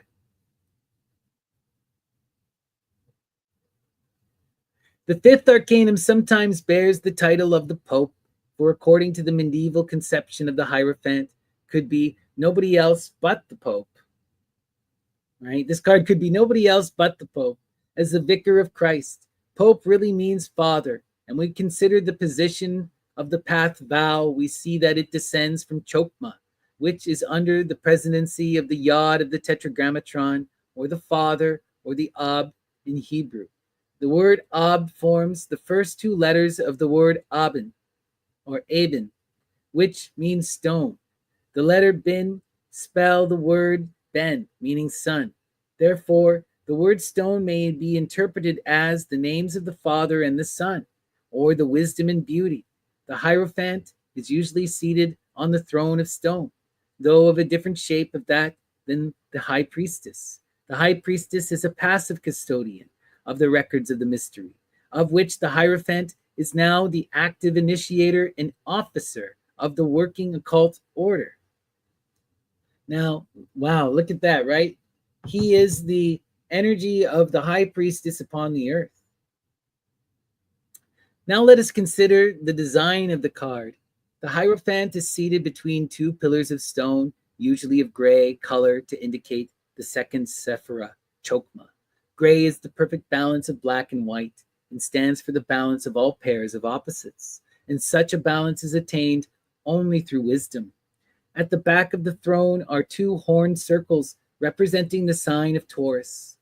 The early design show that the Hierophant, wearing a Phrygian bonnet or cap, similar to the one which Pope Innocent II wore on his installation in 1130, similar to what Mithras wears. The Phrygian bonnet was the characteristic headdress of Mithras, and this leads us to think that early Christianity was very much connected with the Mithraic mystery.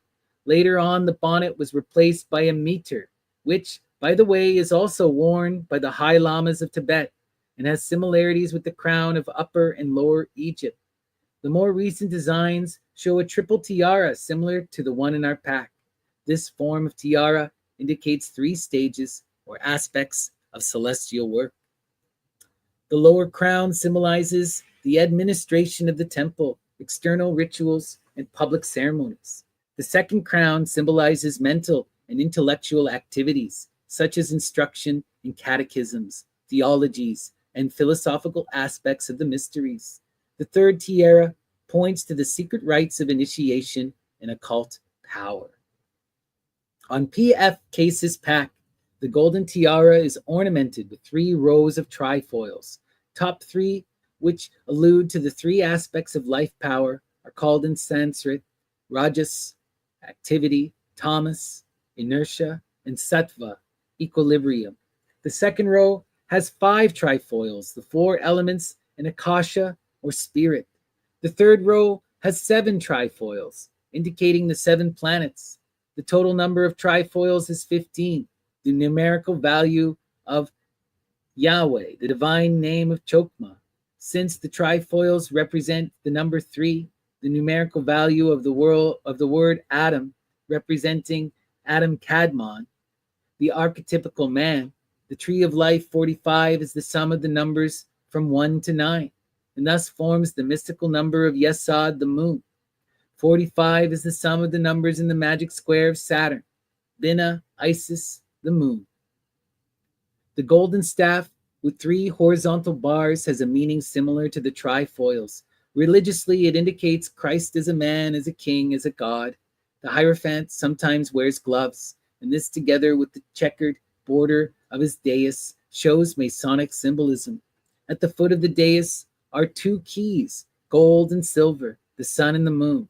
2 acolytes may represent Isis and Nephthys, standing before Osiris. The robes are embroidered with the roses and lilies, the pentagrams and the hexagrams.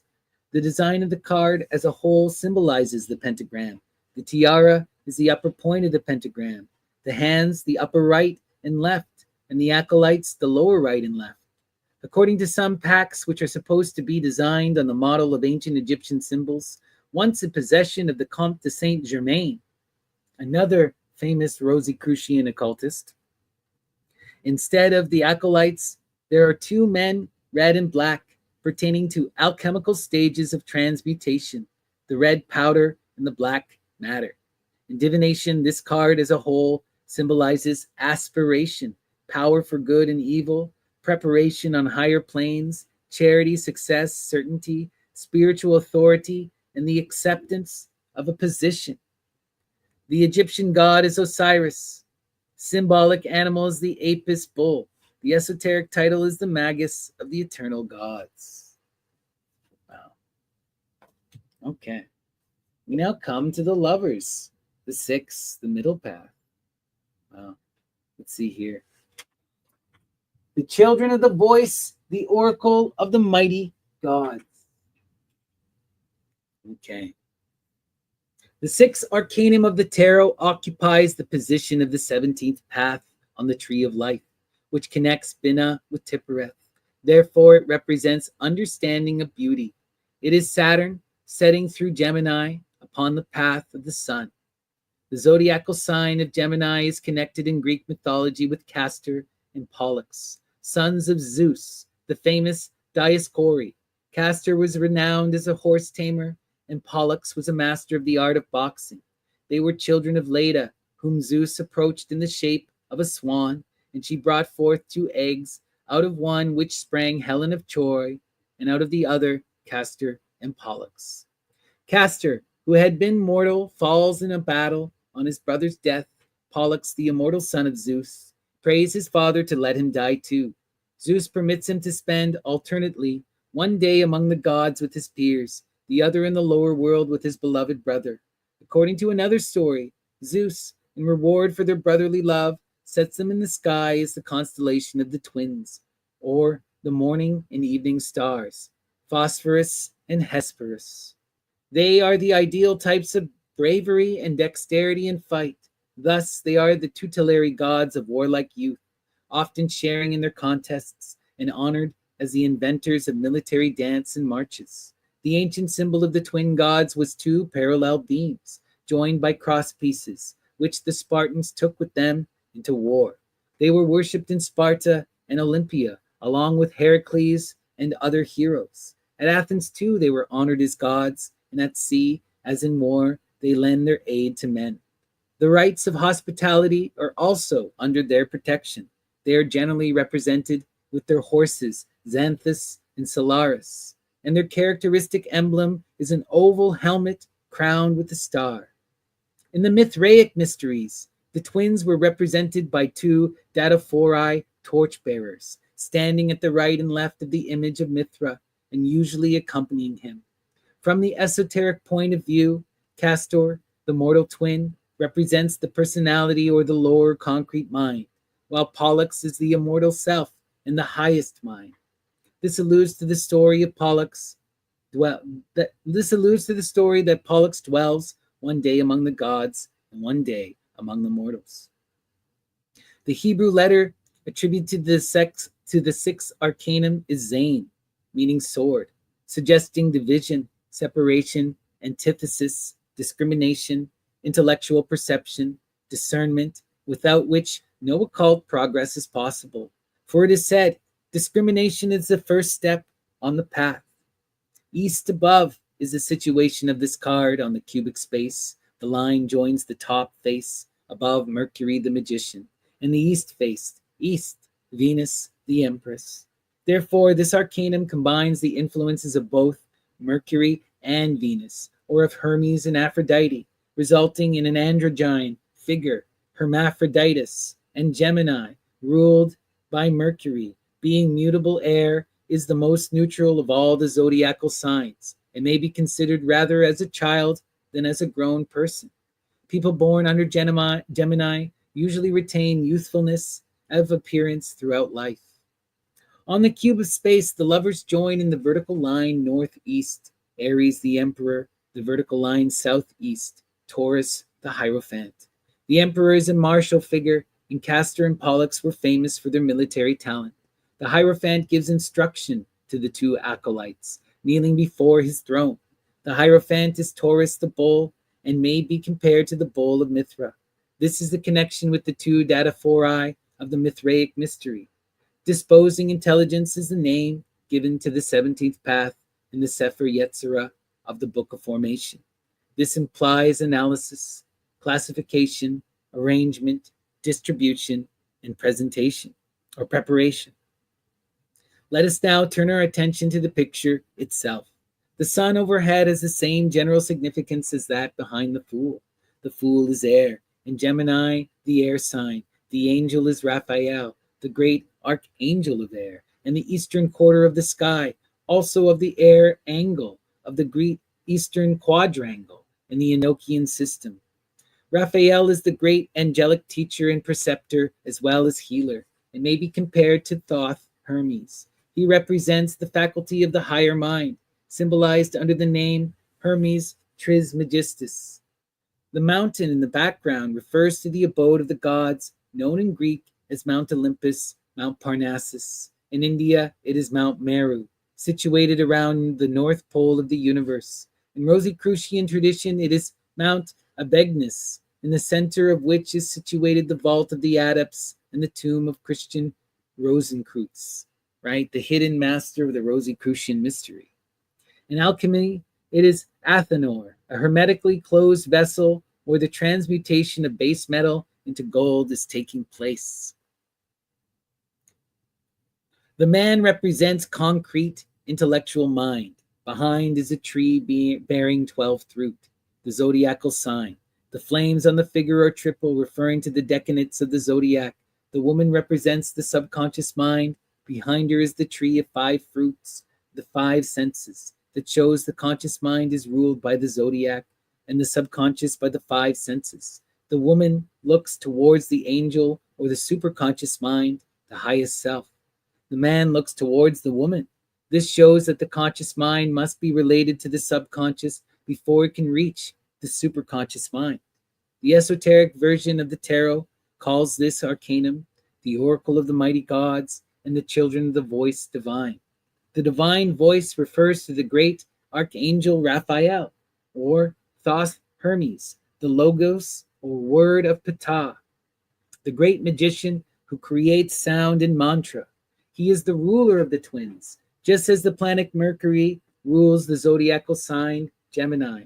The card represents the impact of inspiration and intuition, resulting in illumination and liberation.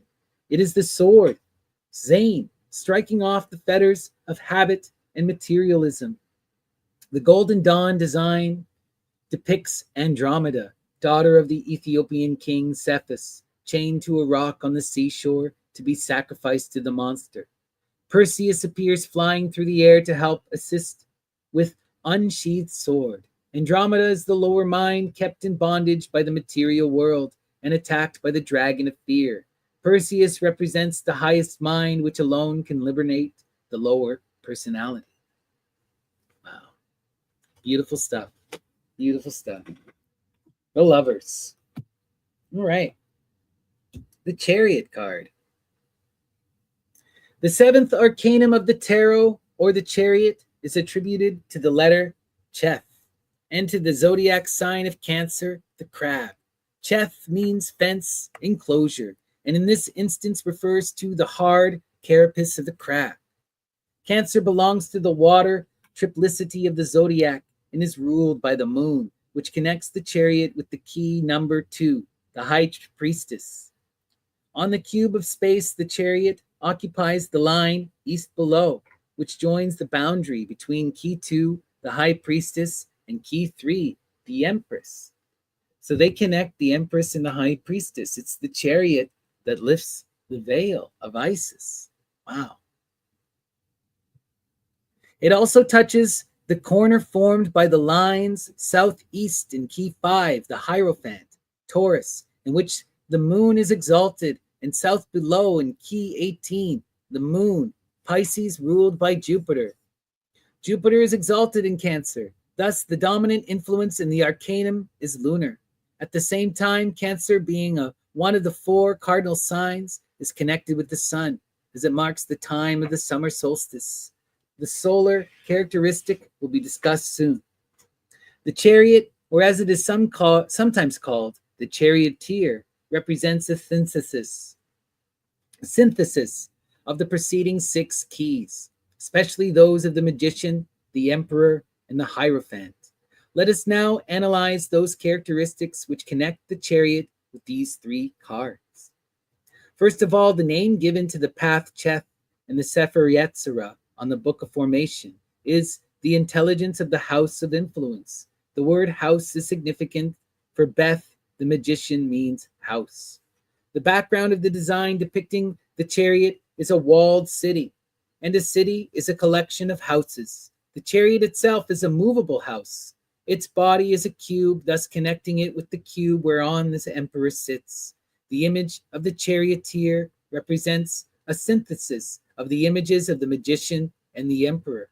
His face reminds us of the magician, while his cuirass connects him with the emperor. In other words, the charioteer is the magician traveling across the unknown realms of the higher worlds. The chariot, or the body of light, it is the mental or thought body, the direct vehicle of the idea and spiritual faculties, whose substance is that of the higher astral. According to Madame Blavatsky, this is the Maya V. Rupa, that is, the sheath of the mind and memory. The theurgists hold that this body of light may continuously be separated from the physical body and, as the vehicle of the higher principle, may be made to investigate the material world with a view ascertaining its real nature. Hence to the project this subtle body to acquire the faculty of functioning in it with ease, as one does in the gross body, to train and educate the body of light to fulfill the wishes of the theurgist is one of the fundamentals of practical magic. Wow. The chariot is the one who embodies and is able to maintain the body of light. They can move in the astral. Wow. The body of the chariot is of gray stone, connecting it with Chokmah wisdom. Surmounting it are 4 pillars, supporting a starry canopy. This canopy, like the mundane sphere of Chokmah or Malzloth, represents celestial forces, the correlation of the influence of distant suns and planets, of zodiacal constellation, and the fixed stars. This influence descends into the physical plane through the 4 pillars, the pillars of serenity and mercy, reduplicated in the projection of the tree into a sphere, or the 4 elements corresponding to the 4 Herets, vice-regents of the cosmic forces. Therefore, the chariot may be compared to the Kabbalistic chariot, the Merkabah, or the one in the vision of Ezekiel with its 4 holy creatures. It may also be compared to the constellation of Ursa Major or Septer, Septeritonias in the seven plowing oceans, sometimes called Charles Wain and the seven rishis or sages by the Hindus. Wow. Or the chariot of Medea, right? In alchemy, this arcanum may be symbolized by the triumphal chariot of antimony of Basil Valentine. The charioteer represents intellectual soul, antimony, synthesis of the thinking principle, and the energy, magician and emperor. The chariot is crowned with 3 golden pentagrams, fixing as the number 15, or Yod He, the divine name of Chokmah. On his shoulders are lunar crescents, indicating the rulership of the moon in Cancer. The cuirass is greenish yellow, the color of brass, a metal sacred to Venus, and the secret color of spring. The chariot's golden belt is the belt of the zodiac, and the position suggests the slanting circle of the ecliptic. Wow. The skirt is divided into 8 parts and is ornamented with geometric symbols. Symbols, like crashing cymbals. The charioteer's scepter is surmounted by a figure of 8 combined with a crescent, the numerical value of which is the letter Cheth, 8, the magician and the high priestess combined. Everything about the charioteer suggests that he sums up all the power and potencies of the personages who have preceded him in the major keys. He is the true self, the master of celestial and terrestrial forces alike. He is Krishna in the Bhagavad Gita, who stands behind Arjuna in the chariot. He is the master of the mind and the senses, controlling the conflicting forces typified by the white and black sphinxes which the chariot draws. In some French designs, these sphinxes are depicted looking in opposite directions, as if trying to draw the chariot to the right and to the left simultaneously. And according to the law of parallelograms of forces, the vehicle advances even more rapidly from this, teaching us that the adept can utilize all forces, negative as well as positive, to his advantage, and that what looks like an obstacle may in reality be a stepping stone to greater advancement. Wow. Viewed from the front, the chariot is in the form of an oblong square, which corresponds to the traditional measurement of a Masonic lodge. The starry canopy may be compared to the celestial canopy of divers colors, even the heavens, which is the covering of a Masonic lodge. The charioteer is the RWM.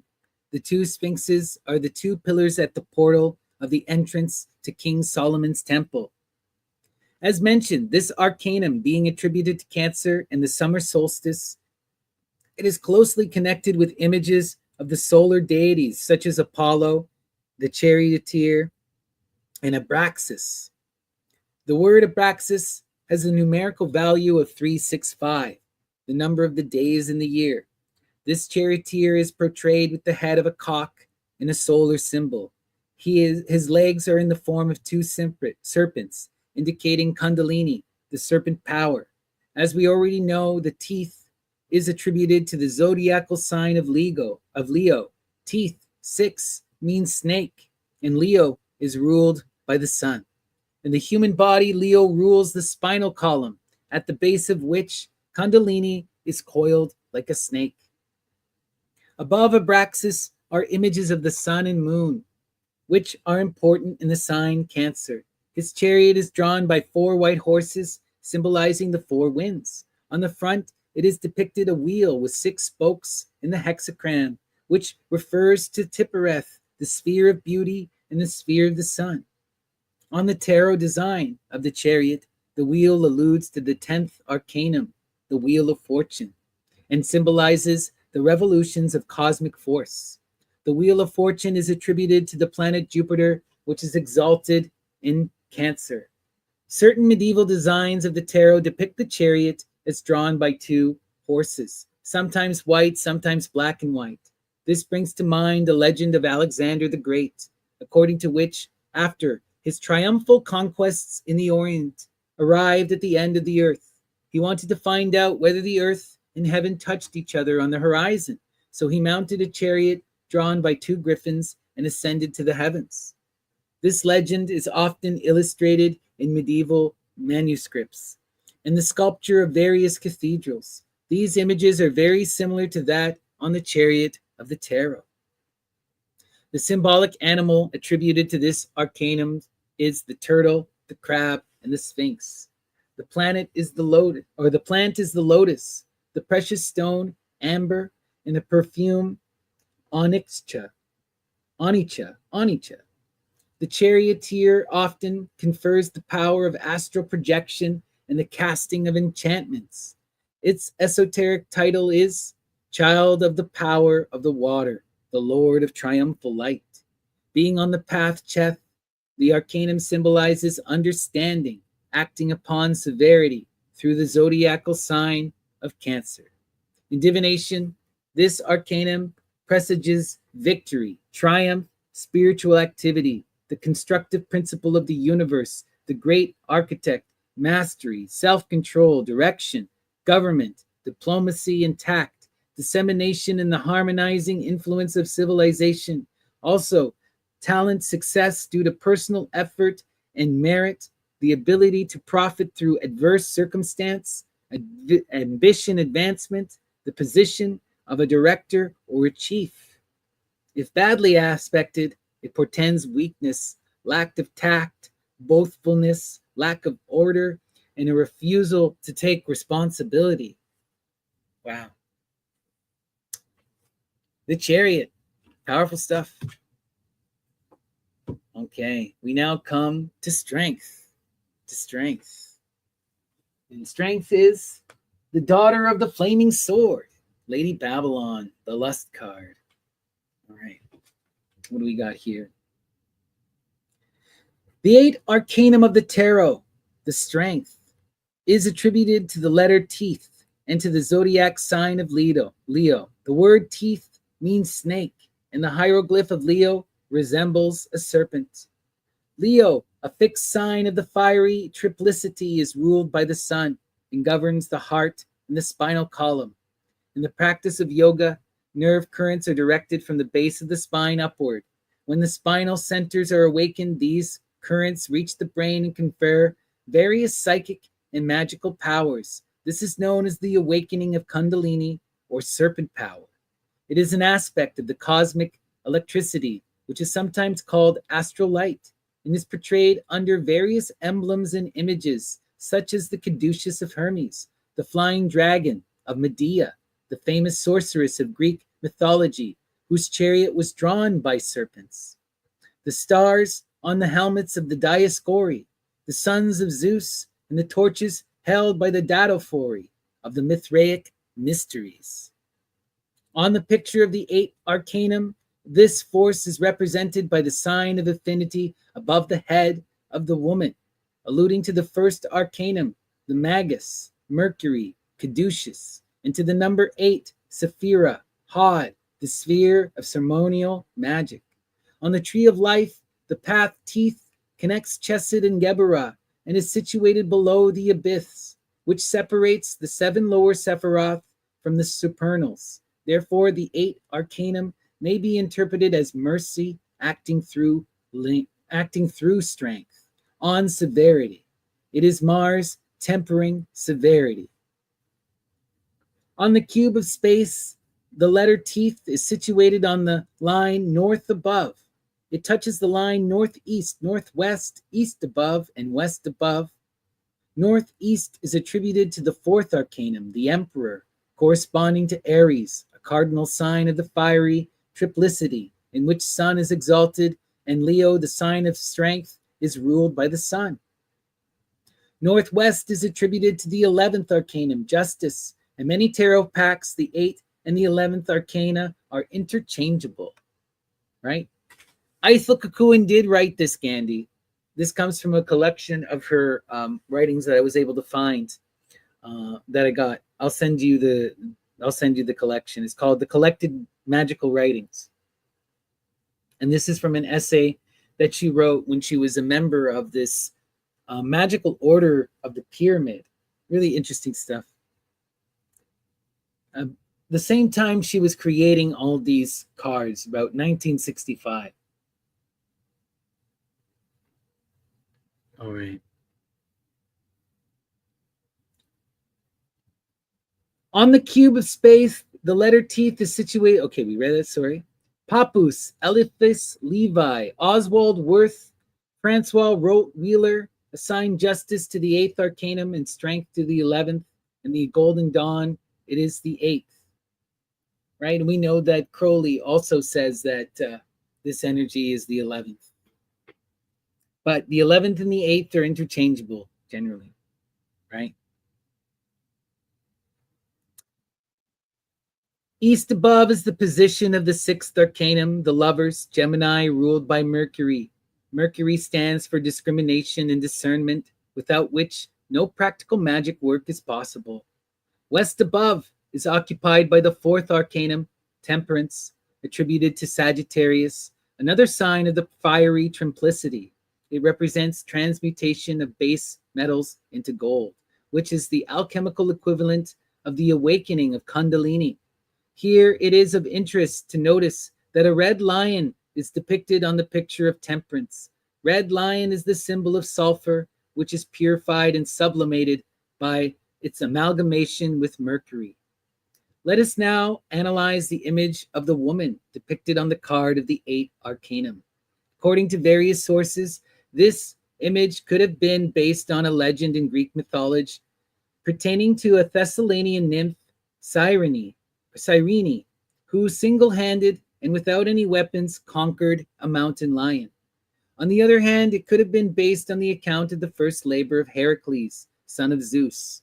Heracles had to face the inevitable lion of Nemea, the offspring of Typhon, a giant of enormous strength with 100 snakeheads, and Echidna, half maiden, half snake. Heracles drove the lion into its cavern and strangled it in his arms. In the Babylonian legend of Gilgamesh, the hero does not kill the lion, but tames him by first delivering a blow with a sack filled with sand, then pressing the beast to his heart. This shows the initiate Gilgamesh does not despise lower passion and force, but subjugates and controls them in order that their energies may serve his purpose. Likewise, the 12 labors of Heracles portray the passing of the soul through the 12 signs of the zodiac, during which the soul learns to control the forces represented by each of the signs. The woman of the 8th arcanum represents the intellectual soul and reason, which conquers and transmutes our uncontrollable instincts and psychic energies. It is the triumph of intelligence and will over brutality. It is the wisdom and science subjugating and directing the blind force of nature. Moral force influencing the passions of the lower self. Occasionally, instead of the image of the lion, the card depicts a broken column. This may allude to Samson of the Old Testament, who broke the columns of the Philistines. The path teeth, called intelligence of the secret of all spiritual activities, which is transmutation and conversion of various forces of the cosmos operating within the individual. In the background of the picture is a mountain peak, which is the same one shown on the Arcanum 6, Lovers. It is Mount Abegenus, the vault of the Adepts, situated in Tippereth, and the symbolical animal assigned to that Sephira is a lion. The hair of the woman is blonde, identifying her in certain sense with the Empress. Around the waist of the woman, as well as around the neck of the lion, is a wreath of roses. Roses, or the pentagram, symbolize the control of the 4 elements by the 5th, the quintessence of spirit. The underlying idea is once more that of conscious assimilation of the hostile and dangerous wild forces in nature so that they may be applied to use of mankind and thus obtain to a certain amount of human consciousness. This is the power of Medea embodied, right? And Hecate, the ones who take all that wild, chaotic, evil, terrible force of nature, of all the drugs, of all the wildness, and they turn it into something that is salvatory, right? Wow. From the initiatory point of view, this arcanum represents moral force, which should be developed within the initiate himself and within himself as a member of an occult order on the material plane and of the grand lodge of love in the inner planes, the true highest temple. Development of this moral force under the inspiration of beings of the superior realms.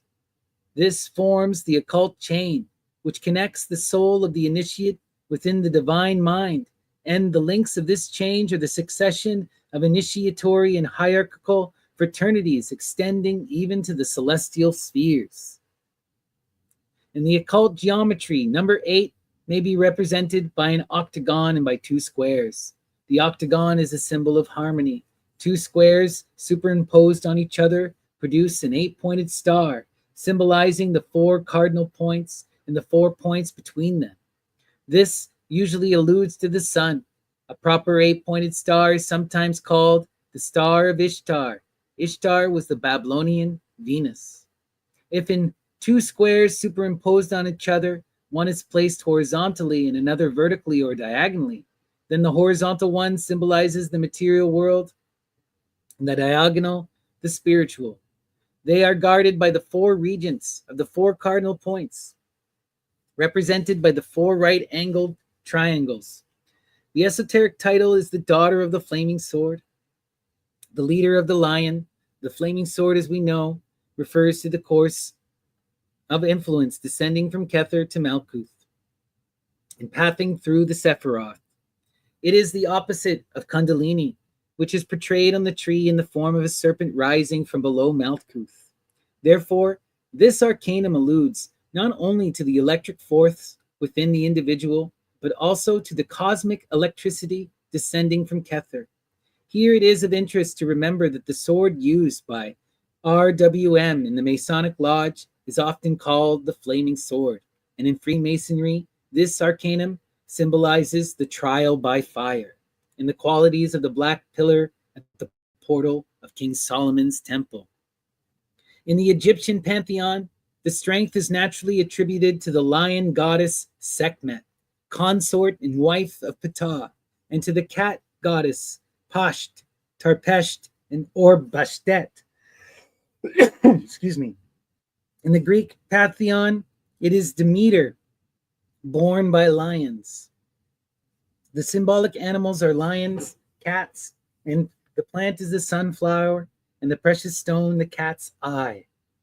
This arcanum confers the power of training wild beasts. The incense is Olibanum, and the magical weapon given by Crowley is that of discipline and endurance. In divination, this card shows virtue, courage, self-possession, successful work, and enterprise. Vivacious character, sometimes impatient and irritable, Martian influence. If negative, this indicates a vain and boastful nature, rudeness, cruelty, and lack of tact. Wow. All right. That is the 8. We're coming up to the 9. We've been going for 2 hours here, and I'm out of water. I need to pee. So I'm going to take a short little break and play for you guys some beautiful, beautiful music.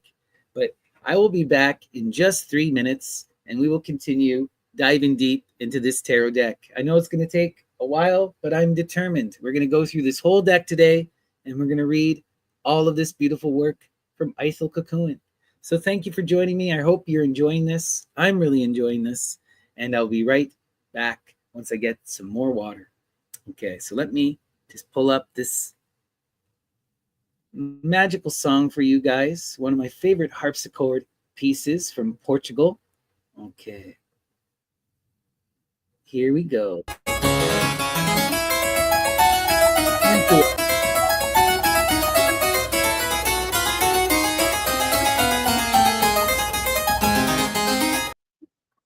Okay, what was going on there? Why aren't you playing? Okay, no. Here we go. All right.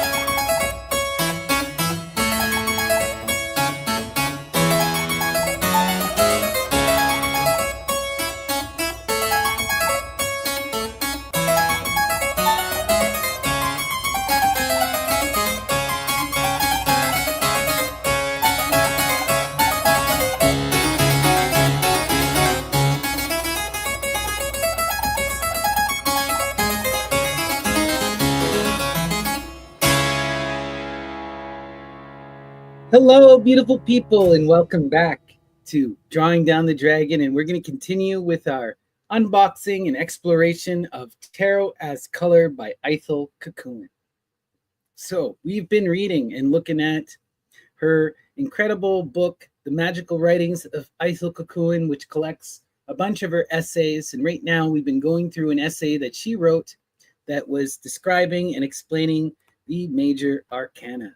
So, we're going to continue going through this essay, and we're now on the Hermit. The Hermit. But before we begin, let's read the esoteric title, because we remember she intended these cards to be a mantra and a yantra, to be read in conjunction. To get the full essence of the card, you must meditate upon both meanings. So let's see. The Hermit, the prophet of the eternal, the magus of the voice of power. Beautiful. So let's see, what does she have to tell us about the Hermit? The ninth arcanum of the tarot bears the title of the Hermit and corresponds to the letter Yod of the Hebrew alphabet on the tree of life. It occupies the 20th path leading from Chesed to Tiphereth and may be interpreted as the mercy of beauty, the magnificence of sovereignty. It is Jupiter acting through Virgo upon the sun. Virgo is the mutable sign of the earthly triplicity, ruled by Mercury. It is also the sign in which Mercury is exalted. Therefore, it indicates self-conscious initiative, skill, dexterity, aptitude, diplomacy, and discrimination. On the cube of space, it is assigned to the boundary line north below, connecting northeast, the emperor, and northwest, the justice. The letter Yod is the initial letter of the tetragrammaton, and the word ICHIDH, Yechida, the indivisible one, the supreme self. Its abode in Kether, the crown. Kabbalists say that the upper point of this letter represents Kether, while the body of the letter refers to Chokmah, wisdom. The Yetzirah title of the 20th path is the intelligence of will, or the supreme self. The image of the hermit reminds one of the ancient days, who is usually portrayed as a bearded king in profiles. At the same time, the hermit may be regarded as the opposite aspect of the fool. To the foot is assigned the cipher, O which precedes all manifestation. To the hermit, the number 9, which completes and closes the cycles of manifestation. 9 also denotes completion, realization, and consequently perfection. Perfection is prior to and behind all manifestation, the fool. Yet, at the same time, it is the goal of all endeavor, the hermit. The fool is a youth looking down at night. The fool is the eternal monad and on the verge of entering a cycle of manifestation to gain individuality and conscious existence through successive incarnations in mineral, vegetable, animal, and finally human kingdoms. The hermit is the sage who has been liberated from the wheel of birth and rebirth, the wheel of necessity, and who has attained the union of personal consciousness with the highest cosmic will. He is the pilgrim soul, the eternal space wanderer, whose place is in the unknown and whose habitation is in the abode of the undying gods. Therefore, this arcanum symbolizes spiritual victory and initiation. Its title, the Hermit, is very appropriate, for the further one progresses along the path, the more isolated one becomes. Nevertheless, the hermit is always ready to help a weary pilgrim who happens to cross his path and to guide and conduct him to the holy mountain. Therefore, just as the Hierophant acts as a mediator between the material world and the inner plane, the hermit's role is that of an instructor, which, of course, is one of the functions of Mercury, Hermes Trismegistus, the divine Pymander. But his instructions are confined only to those who, after many years of searching and wandering in a wilderness, are fortunate to find him in his solitary dwelling. According to Eliphas Levi, the three most important attributes of this arcanum are the cloak, the staff, and the lantern. The cloak, which is of a somber brownish plume color, may be compared to the famous mantle of Apollonius of Tyana, in which the sage used to wrap himself during meditation in order to be completely isolated from the external world.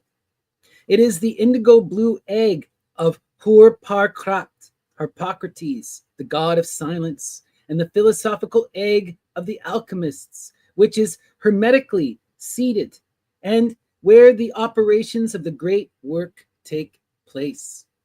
Likewise, in Freemasonry, no working can take place until the lodge is closed tiled.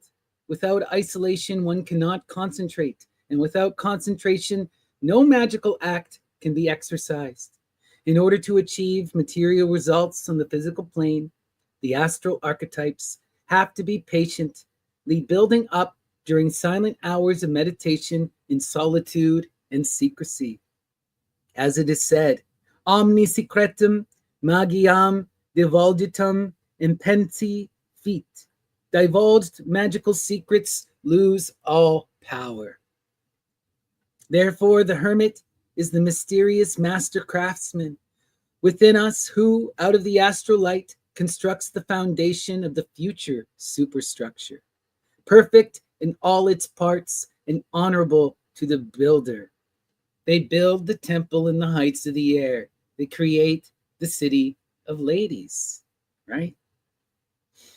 As we know, the foundation stone is laid in the northeast corner of the building, and on the cube of space, the hermit occupies the position right below north. The staff has several connotations. First of all, it may be compared to the caduceus of Hermes, the enchanter's wand, one touch of which can open and close the eyes of mortals or put them to sleep. The staff is also the shepherd's crook, one of the insignias of the bishops of Christian churches, and alludes to the role of Christ as the good shepherd. In Greek mythology, Mercury was the shepherd of the planets in their flight around the sun. In the Egyptian pantheon, the gods usually carry a wand surmounted either by a lotus or a head of some mythological animal.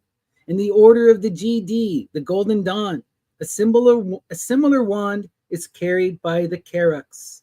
It is divided into three parts, colored red, yellow, and blue, referring to the elements of fire, air, and water, and surmounted by a winged globe. Sometimes the staff is divided into 7 parts, painted in the colors of the 7 planets, and surmounted by the head of a phoenix. But the most distinguishing characteristic of this arcanum is the lantern, which the hermit, standing on a mountain peak, holds aloft as a beacon, lighting the path for climbing multitudes below. Therefore, he is really the way shower, and as Hermes and Anubis, the guide of the living on their way and the conductor of the souls of the dead in the netherworld. In Freemasonry, he may be compared to one of the deacons perambulating the blindfolded candidate in the ceremony of the Golden Dawn. He is the Kerux who leads all the mystic circumambulations, carrying the red lamp of hidden knowledge and the wand of directing power. The lantern depicted on the picture of the card is in the form of the hexagram, symbolizing the light of the microcosm or of the macrocosm. On some old images, the lantern is partially veiled under the mantle, hence another title of this arcanum, the veiled lamp. Wow, wow, wow, wow. And the 8-pointed star, right? The light, the 8-pointed star, this again is the magic of Venus, right? In divination, this arcanum may be interpreted as foundation, future potentialities, archetypical plan, the astral body, an acorn out of which will grow the future oak tree. Tradition, experience, legacy of the past, prudence, circumspection, silence, reservation, discretion, isolation, countenance, chastity, celibacy, austerity, a sage detached from the profane world, dead to the passions and ambitions of mankind, profound intellect and meditative disposition, the hermetic philosopher possessing the secret of the elixir of life and the philosopher's stone. On the negative side, this image implies a saturnine character, selfish, misanthropic of disposition, a coward, avarice, skepticism, and poverty. On the material plane, it may portend financial loss, ostracism, enforced solitude, the fall from a high position, and public condemnation. Esoteric title: the Magus of the Voice of Light, the Prophet of the Gods. The colors yellow, green, and the complementary violet and red. Slate gray in the complementary black or white. Green gray in the complementary reddish white. Plum in the complementary greenish yellow. Egyptian gods: Anubis, Harpocrates, Isis as Virgo, Astrea. Greek gods: Hermes, Ceres, Adonis. Roman gods: Mercury. All animals solitary, anchorites. Snowdrop, lily of the valley, and narcissus for plants. Precious stones: the peridot, powers, invisibility, initiation. Weapons: the lamp of the wand. Oh yeah, Ithell is definitely a dragon. Holy. Okay. Now, we're probably gonna get to one of my favorite cards for Ithell. You guys are gonna you're gonna love this. This is gonna blow some minds here. Okay. Hail Fortuna. The 10th arcanum of the tarot bears the title the Wheel of Fortune. To it is attributed the letter of Kaf of the Hebrew alphabet. Kaf means primarily a curve, and its symbol is the hand of man in the act of grasping. To grasp is to hold, to comprehend, and to master. What can be grasped mentally is the intelligible, the clear, the explicit, the precise, and the definite. Wealth and poverty are the pair of opposites attributed to the double letter Kaf.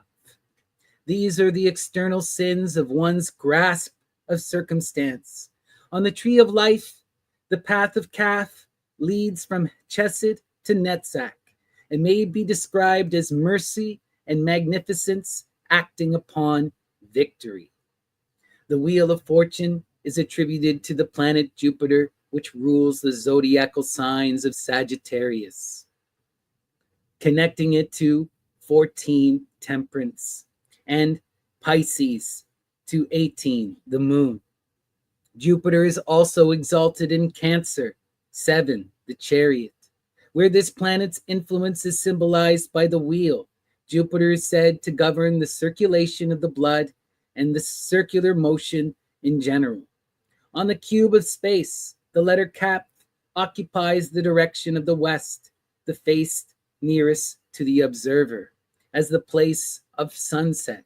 West symbolizes the completion of any cycle of manifestation and is related to such ideas as accomplishment, mastery, success, and a completion.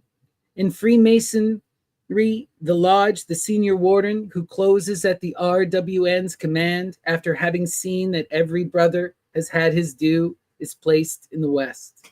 The ideas of rotation, cyclicity, and the whirling motion go back to the remote antiquity. And in Greek and Roman mythology, as well as in Indian scriptures, the wheel was always regarded as one of the symbols of the sun. Servius, in his commentaries to the 6 bucolic pastoral poems of Virgil, writes that Prometheus succeeded in stealing the fire from the gods by kindling his torch from the wheel of the sun or the wheel of Phoebus.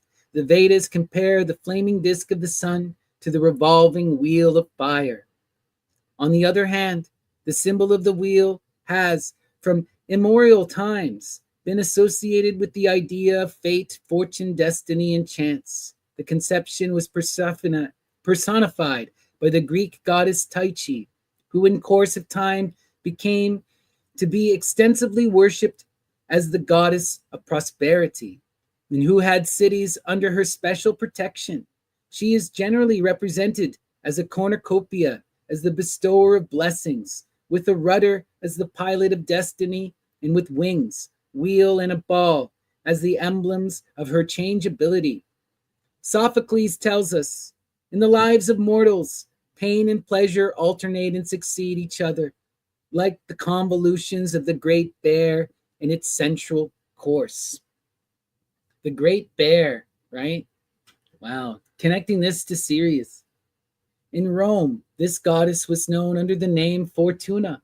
She was worshipped at a great number of shrines under various names appropriate to various circumstances of life in which her influence was supposed to have effect, such as, for example, Fortuna Publica, the tutelary goddess of the state; Fortuna Augusta, the protectress of the emperor; Fortuna Victrix, the giver of victory.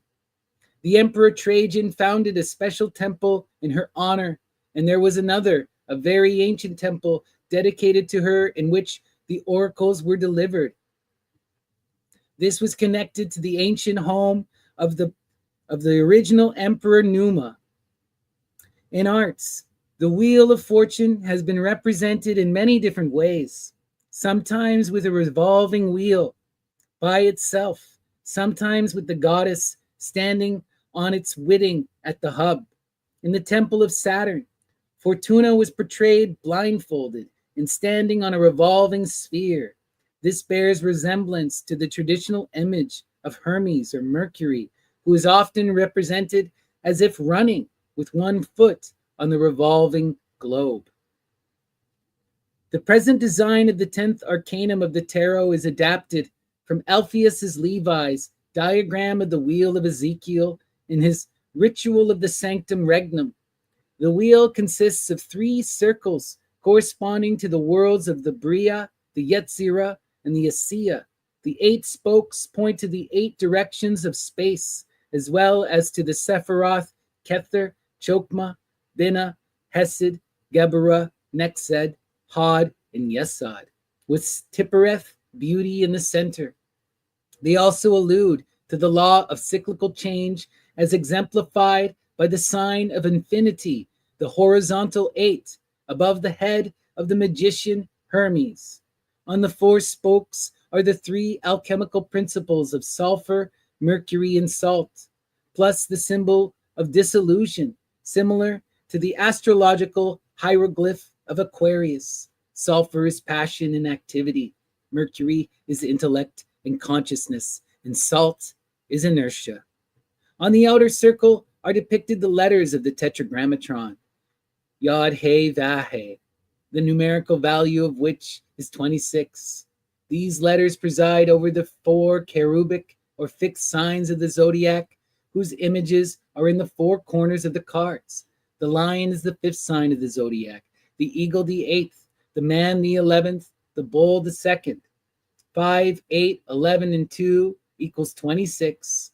The numerical value of the word tarot or Torah is 671, which is also the value of the word Throa, meaning the gate, one of the titles of Malkuth, the kingdom, Basileia.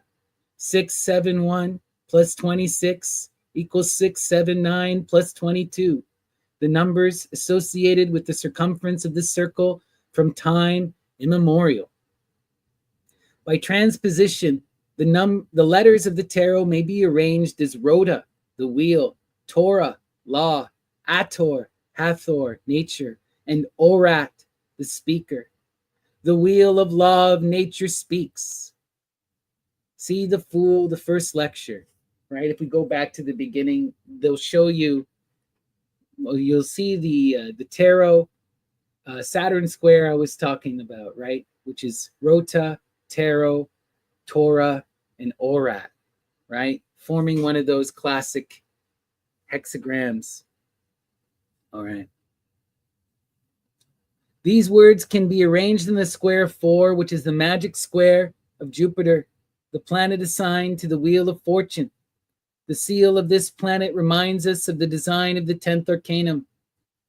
Sorry, it was the seal of Jupiter, right? The square of Jupiter, not Saturn. Sorry, my bad. On the left side of the wheel descends a serpent, symbolizing vibration and movement of the astral light. On the pack of Oswald Worth, this conception is symbolized by a Typhonian monster in the shape of a seahorse armed with a trident. He represents the genius of chaotic matter, the Hyel of the alchemists. On the right side rises Hermes Anubis, corresponding to the Azoth of the sages, ethereal substance which permeates all things, mysterious fluid, vehicle of organizing intelligence, Hermes Trismegistus, messenger of the Demiurgos, or the great architect of the universe. On top of the wheel is placed the impenetrable Sphinx, motionless above the perpetual whirlwind of cosmic forces. It is the real self behind the veil of personality. It is armed with a sword, symbol of discrimination and invoked forces. On some old designs, the three creatures around the wheel are replaced by the Greek goddess of fate, Moira, Cleitho, and Lacus. Lacus, the disposer of lots, who determines its length, and Atropos, the inevitable, who cuts it off. In the four corners are the figures symbolizing the seasons. The Wheel of Fortune, being the 10th arcanum, inaugurates a new series in the major key of the tarot. The cards from 1 through 9 may be regarded as dealing primarily with the inner life of the initiate, while from 10 to 20 are concerned mostly with cosmic forces. Thus, the four magical implements of the magician are replaced in the design of the Wheel of Fortune by the images of the four cherubs, the vivi regents of the elements, who preside over the implements of the art. The Wheel of Fortune may be compared to the Buddhist wheel of samsara, or the cycle of illusion, to which all sentient creatures are bound till they attain final liberation. It is the wheel of birth and rebirth, the wheel of necessity, the revolution of the souls, and the teaching of the Kabbalah. It is the Rashith Gilgalim, the first whirlings in the Asiatic world of Kether, whose magical weapon is the swastika, a revolving cross of the four elements. Therefore, this arcanum is closely connected with both the Arcanum 1, the Magus, and the first Sephira, for 10 is really the completion of 1 and its manifestation on a lower arc. As such, the wheel is naturally connected with Malkuth, likewise divided into 4 parts. The esoteric title of this card, the Lord of the Forces of Life, further illustrates this conception. In divination, this card symbolizes destiny, karma, responsibility, rising to the occasion, changes, activity, decisive action, initiative, sagacity, spontaneity, inventiveness, success owing to the opportunity grasped, favorable chances, riches, good luck, auspicious destiny surpassing personal effort and merit. High position, though unattainable, transitory success. Wow. Right? So, as I always tell you, the energy of Fortuna, it's all about rising to the occasion and seizing the opportunity, becoming impearl, right? The Egyptian god attributed to this arcanum is Amen-Ra, the Greek Zeus, the Roman Jupiter, sometimes Pluto, as indicating chaotic forces of the cosmos. The animal is the eagle, sacred to Zeus. The plants are the oak and the poplar and the fig, and precious stones are the royal ones, amethyst and lapis lazuli. The magical weapon is the scepter, and the magical power is acquisition of worldly ascendancy in all spheres of existence. The perfume is saffron. The color of this arcanum are blue, orange, violet, and deep purple, and blue with yellow rays. The spokes of the wheel, which on the Golden Dawn design of this card is divided into 12 parts, are colored according to the 12 signs of the zodiac. Hermanubis should be in the four corners of Malkuth, the Sphinx in the colors of the elements. Beautiful stuff. Beautiful stuff. Okay. All right, next up here, we have Justice, the daughter of the Lords of Truth, the ruler of balance. Justice. The 11th arcanum of the Taro bears the title of Justice. Excuse me. And corresponds to the letter Lamed.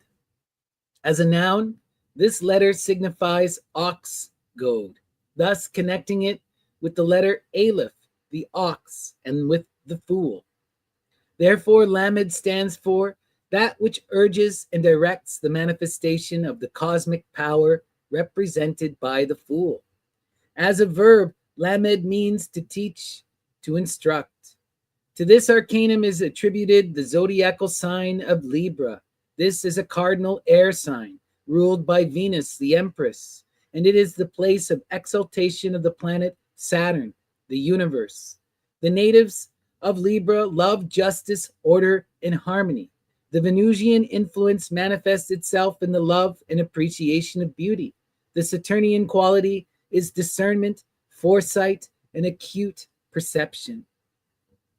In the Chaldean zodiac, Libra was considered as a part of the constellation of Scorpio and the original sign of the 7th month, the time of the autumnal equinox. Now represented by a pair of scales was a lamp supported by a circular altar held in the claws of a scorpion.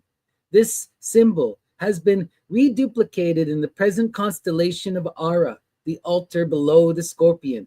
The altar, though small, was yet considered as a great importance and was known under various titles as the Sacred Seat, the Temple of the World, and the Thurubulum, or the Great Censer, referring to the small Euphratean altars of incense with circular covers. That is so wild. Libra was originally the altar below Scorpio? I know that Libra originally bridged the gap between Scorpio and Virgo. Oh, interesting. I haven't heard that before. Here it is of interest to note that the erection of the Tower of Babel, a version of the ziggurat or steeped pyramid, which may be regarded as an altar to the 7 planets, was supposed to have taken place in the 7th month. The present symbol of Libra, the balance of scales, is the only one of the zodiacal signs non-Euphratean in origin, having been imported from Egypt and representing originally the balance of the sun at the horizon between the upper of underworlds. And indeed, the image depicted on this card brings to our mind the Egyptian Hall of Judgment, where the souls of the deceased is weighed on the scale of justice before the company of gods. Therefore, the woman is the great goddess Ma'at, the presiding genius of the hall of dual manifestation of truth. Her Greek counterpart was Themis, one of the Titanides, daughter of Uranus and Gaia, who reigns with Zeus in Olympus as his trusted assessor and presides over all law and order. The rights of hospitality are especially under her protection. Hence, she is the protector of the oppressed and is honored as a goddess of all salvation. She also has the power of foretelling the future, and for this reason, the Delphic oracle was in her possession for some time before it came to that of Apollo.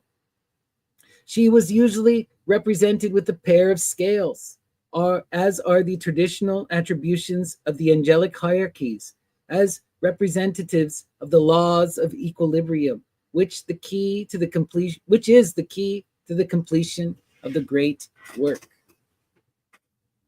As it is said in the teachings of the Golden Dawn, unbalanced severity is but cruelty and oppression, and unbalanced mercy is but weakness which will allow evil. That is why the place of the hegemon, the representative of the goddess Ma'at, in the hall of the neophytes, is between the two pillars of Hermes and Solomon, the gateway to hidden knowledge. For he is the reconciler between the light and the dark. The golden scales also symbolize the solar energy of light, and we know that the speed of light is used to modern science as the basis for the calculation which determines the electrical nature of matter. Thus, the golden scales convey the idea of the measurement of light. Interesting. On the tree of life, the letter Lamed is attributed to the 22nd path connecting Geburah with Tiphereth. Therefore, it may be described as the severity of beauty, or Mars acting through Libra upon soul. The book of the Sefer Yetzirah calls the path faithful intelligence. The Hebrew word for faithful is Amen, which, as we know, is a shorthand version of Notaragon, of the following three words: Adonai, Malek, Naaman, the Lord and faithful King. In that ritual, this name is attributed to the northern quarter of the element of earth, Malkuth, which may be presented by a Maltese cross. Amen might also be related to the Egyptian name of the god Amun, often written as Amen. Interesting. I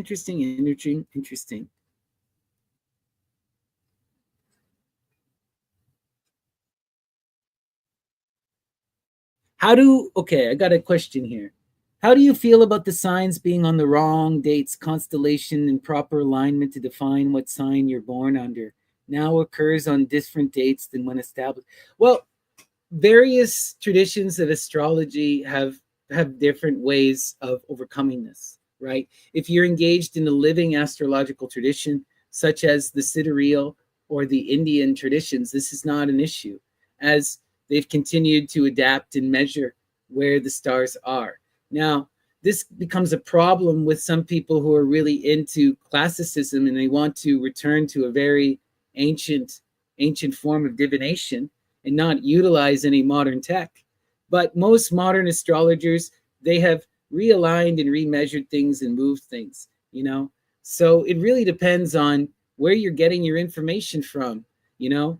Astrology is both a mystical science and also pop culture nonsense. It's just how it is. Same thing with the tarot, right? There's that pop culture, game, fun, nonsense aspect, but there's also that deep, hidden, mystical aspect. And you have to go to the right place. You got to do your due diligence and make sure whichever astrologer you're talking to actually is doing the proper calculations. And make sure that you're calculating your signs correctly, because more often than not, people think there's something that they aren't. And often they're basing their whole personality upon their sun sign. The sun sign is one very small aspect of your astrological chart, right? If you were going to try to examine your personality, at least take into account your moon and your ascendant, you know? This will give you at least that triform idea of who you are. But just basing it upon your sun sign is very, very basic. But yeah, I'm not an astrologer. I'm someone who loves astrology and dabbles in it. My connection to astrology is all about the tarot. So yeah. Yeah, some people do base their personality on their sign, and that's silly, right? You know, if you're really into the astrology, you were never going to be like, I'm a Virgo and this is my entire personality. But at the same time, you know, these archetypes help us in defining ourselves, and they give us a language and a framework for comparison, you know? So it can be also very helpful, right? I look at my own chart and I have tons of Virgo in my chart. Both my ascendant and my sun are Virgo. And then I also have them in several other places. And I just think about how that energy impacts my life. And I'm this very intellectual, very grounded, practical person, you know? But again, all of this stuff is very kind of wishy-washy, and it's all about the work you're willing to put in and how much study you're going to do and how much analysis of your own chart, you know? I mean, there's good reason to be skeptical of everything. I always tell people to try and to see. I can respect a skeptic, right? Much love to a skeptic. I would always rather a skeptic than an anti-intellectual, right? But my thing with all of this is play around with it and see if it applies to you. But that requires you to do the work and to potentially shift your framework. And it's about then, how far does your skepticism go? Are you willing to let, at a certain point, you have to be willing to let skepticism go to engage in this kind of thing. But that's up to you. All paths are worthy, and you have to live your own, right? Okay, let's continue here. But thank you for the question, Telepath Matt. That was a fun little aside here. Now I got to figure out where I was. All right, we're right at the end here. Yes, we're done with beautiful, beautiful justice, Libra. Okay.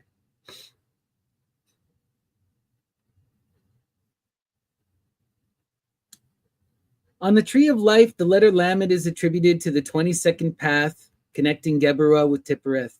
Therefore, it may be described as the severity of beauty, or Mars acting through Libra upon the sun. The book of the Sefer Yetzirah calls the path faithful intelligence. Okay, no, we did read that, sorry. On the cube of space, the letter Lamed occupies the position of northwest, directly opposite to the northeast, the emperor, the Aries, the sign of the vernal equinox, while Libra inaugurates the autumnal equinox. The line northeast reaches to the north above strength. And as mentioned previously, these two arcanum, justice and strength, are often interchangeable. Now, this is interesting, right? I think this is such wild and something that people need to really look at and feel the energy. Strength and justice are interchangeable. Why? Because they both represent the power. They both represent the power of the Savior, the Soteria, the goddess of Nemesis, the goddess Justice, Themis, not Nemesis, Themis, in her different aspects. This is Themis in the heights of the air, right? In the stars. We see this also in the story of the great goddess Astrea, the Virgo, who at the end of the Golden Age sets herself ablaze to go to the stars, and is said will return at the end of the Iron Age to initiate a new Golden Age. And we get this from the Eclogues of Virgil, right? Of Virgil. So it's a lot of fun to think about how justice, Themis, is intimately connected to strength, Lady Babylon, right? Wild stuff. Wild stuff. Libra and Leo, very interrelated energies. All right. Okay. Let's continue here.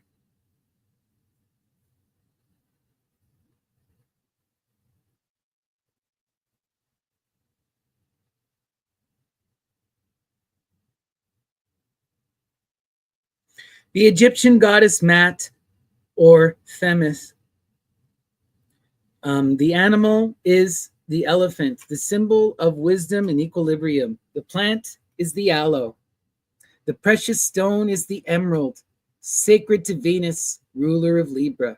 The perfume is the galbanum, acrid smelling substance associated with Saturn.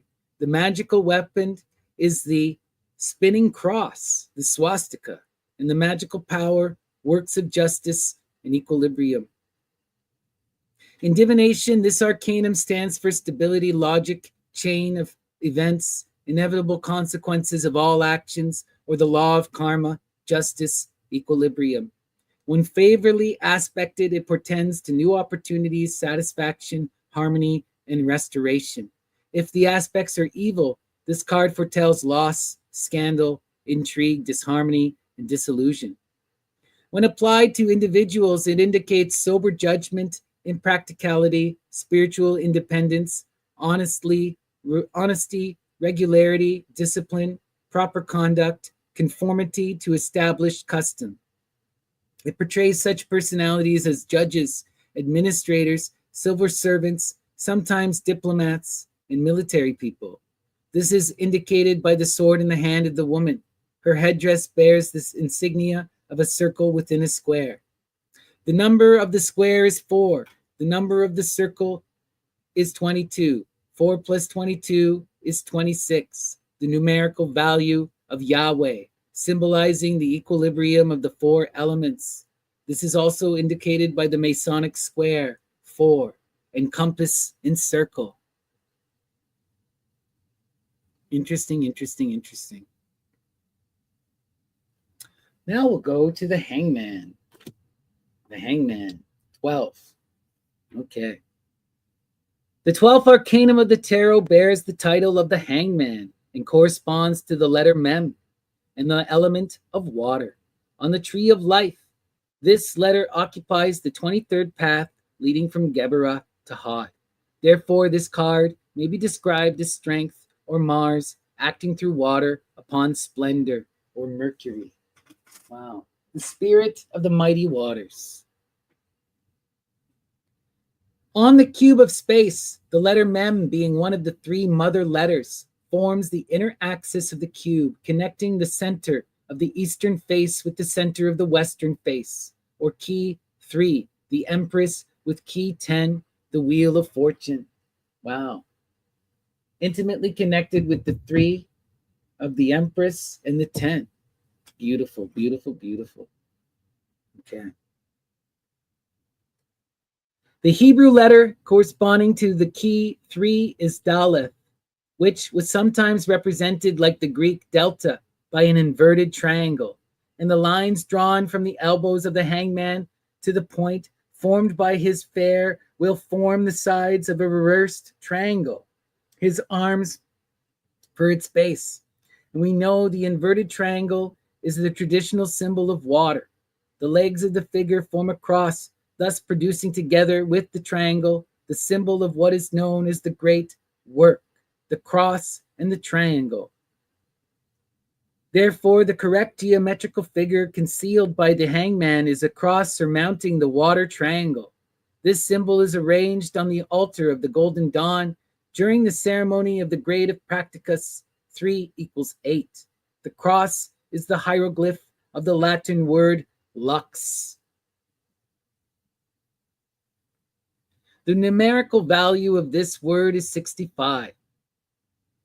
And 65 is the numerical value of the word Adonai, or the holy guardian angel, the knowledge and conversation of whom constitutes the completion of the great work.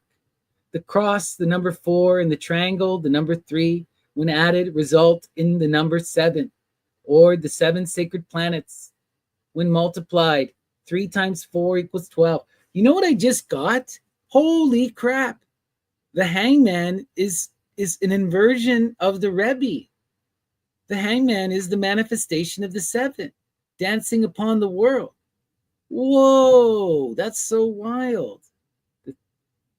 The 3 and the 4, the cross and the water coming together to give birth to the divine androgyne, right? Wild. When multiplied, 3 times 4 is 12, referring to the 12 signs of the zodiac, and also the last of these signs, Pisces, essentially a mystical sign ruled by Neptune or Poseidon, the lord of the sea, and the esoteric title of this arcanum is the spirit of the mighty waters. According to the Greek mythology, at the distribution of the world, the rule over the sea and all its gods and creatures fell to Poseidon, as the rule over the sky fell to Zeus, and that of the underworld to Pluto.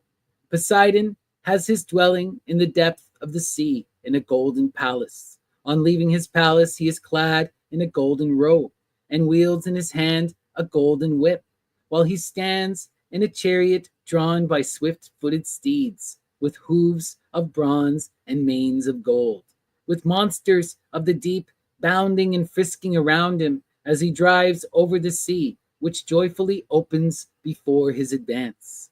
As Zeus bears the lightning, so Poseidon bears the mighty trident, which he stirs up the sea with, cleaves rocks, and makes fountains and horses spring forth from them.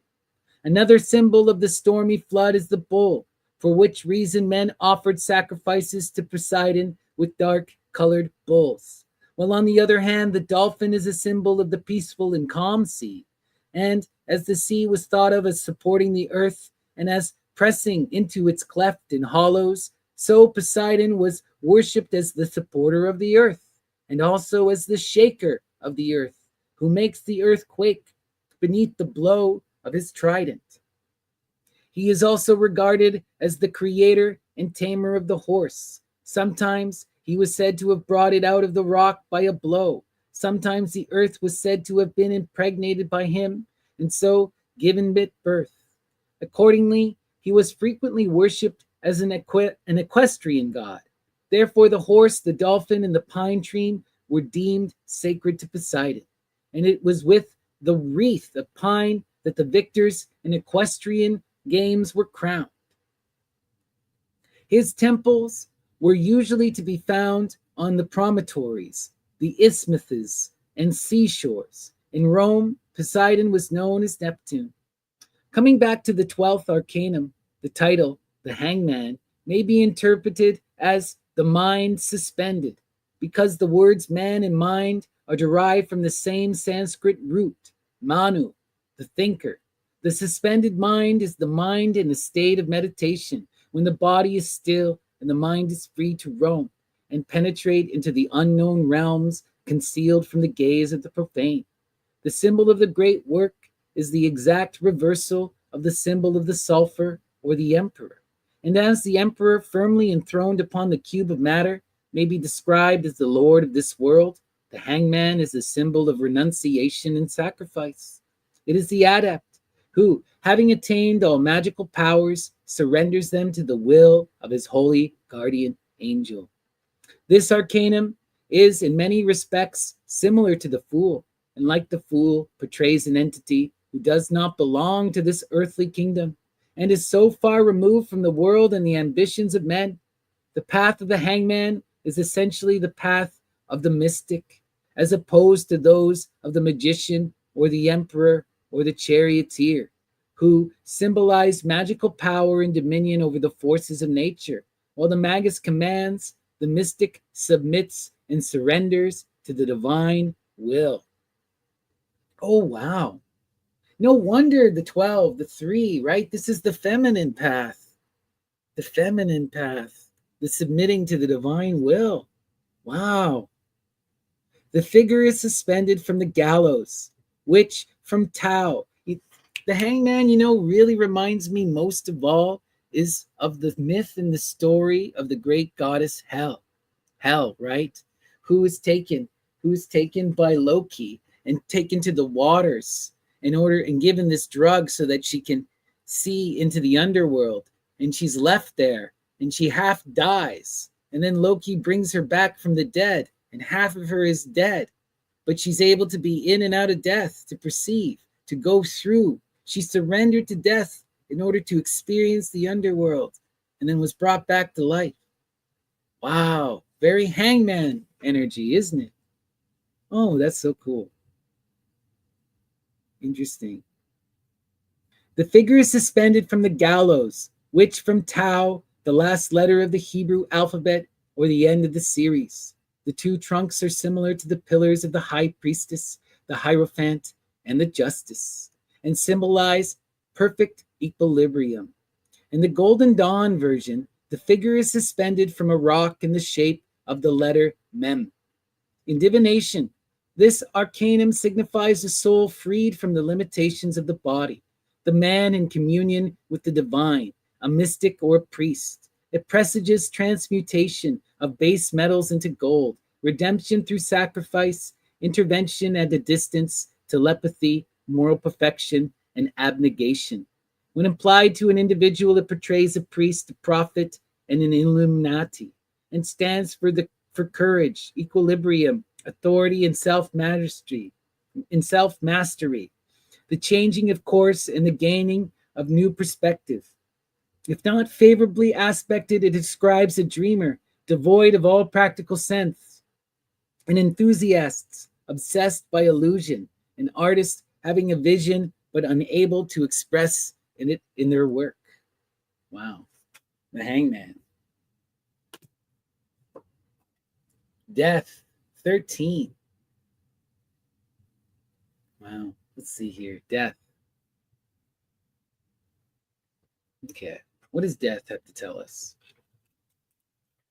That's better, right? Yeah. Okay.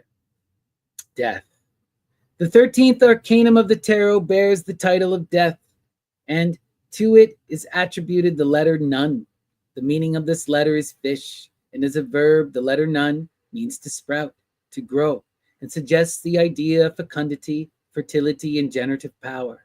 This is appropriate, as on the tree of life, nun is assigned to the path of 24 and corresponds to the zodiacal sign of Scorpio, which rules generative organs. The 24th path connects Tippereth with Netzach and may be interpreted as beauty, the sun, acting through Scorpio upon Netzach, Venus. Scorpio is a fixed sign of the water triplicity, ruled by Mars, the 16th arcanum of the tarot, the Tower. In horoscopes, Scorpio occupies the 8th house, or the house of death. However, the word death, when attributed to the 13th arcanum, should be understood in the sense of perpetual motion, transformation, and change as the basis of manifested existence. This connects the 13th arcanum with the 16th because the Tower alludes to the construction of false ideas and the perception of reality divested of illusion, right? Both of these cards force a change. They force you to come back to yourself, right? They force an adaptation and a confrontation. On the cube of space, the path of none occupies the position southwest, connecting the 10, the wheel of fortune, the key 19th, the wheel of fortune, the 10, the 19th, the sun. The wheel of fortune symbolizes perpetual change in the cycle of manifestation, and the sun is indicated on the card by the design of the rising sun. The river is the path nun itself, which connects Netzach with Tippereth, the rising sun. Meditation on this symbol will reveal many hidden connotations pertaining to the symbol of the golden dawn. The son of Tippereth, the Sephirah of sacrificed saviors, rising above the waters of creation. Coming now to the analysis of the design, the first thing that arrests our attention is the image of the skeleton as a symbol of death. Here it is important to note that it is only since medieval times that the skeleton has been employed as the emblem of death. In ancient Greek literature, such as Homer and Hesiod, death was usually represented as a handsome young man, the twin brother of sleep, Thanatos. This image had nothing frightening or terrifying about it, but on the contrary, suggested the idea of a peaceful and profound sleep and rest. The image of the skeleton first appears in the Apologia of Apuleius, the author of the Golden Ass, writing a treatise on the mystery of Isis, in connection with certain magical rites where a skeleton was sometimes regarded as an image of a certain class of elements. Occasionally it represented Mercury or the psychopompos, Mercury as the chthonic one, the leader of the souls of the dead. The Egyptians used a wooden skeleton or a mummy during the feasts to remind humanity of their transitory existence and their inevitable destiny. This is mentioned in Plutarch's treatise on Isis and Osiris. Each zodiacal sign constitutes what is known in astrology as a house. Aries is the first house, life. Taurus is the second house, money and prosperity. Gemini is the third house, family, news, short journeys. Cancer is the fourth house, fatherhood, property, inheritance, the grave, and the end of matters. Leo is the fifth house, children, pleasure, and feasts. Virgo is the sixth house, servants, sickness, uncles and aunts, ceremonial magic. Libra is the seventh house, marriage, partnership, lawsuits, enemies. Scorpio is the eighth house, death, will, and legacy. Sagittarius is the ninth. Long journeys, science, religion, and art. Capricorn is the 10th. The mother, rank and honor, worldly position. Aquarius is the 11th house. Friends, hopes, and wishes. Pisces is the 12th. Secret enemies, institution, unseen danger, restriction, secret society. In the conception of the Greeks and the Egyptians, the human soul at the moment of death needed help in order to be able to penetrate to the higher spheres. The role of the guide was assigned to Mercury. Thus, Heracles, when descending into hell, is accompanied by Hermes and Athena. Here it is also interesting to mention that Hermes usually carries a golden wand with which he put mortals to sleep. In ancient art, death was represented by a skull surmounted by a butterfly, symbol of the flying soul, the symbol of Psyche. Other symbols were the extinguished torch, Atropos, one of the three fates, who cuts the thread of life, the funerary urn with ashes of the deceased, the hourglass, the weeping genii of the house, a horse for transportation of the soul of the deceased. The skeleton appeared only in the Middle Ages. The next astounding symbol of the card is the scythe, because the scythe reaps equally the humble and the great, the poor and the rich. Sometimes the skeleton carries scissors or arrows or a sword. The scythe is also the image of Kronos, Saturn, or time, which devours its own children.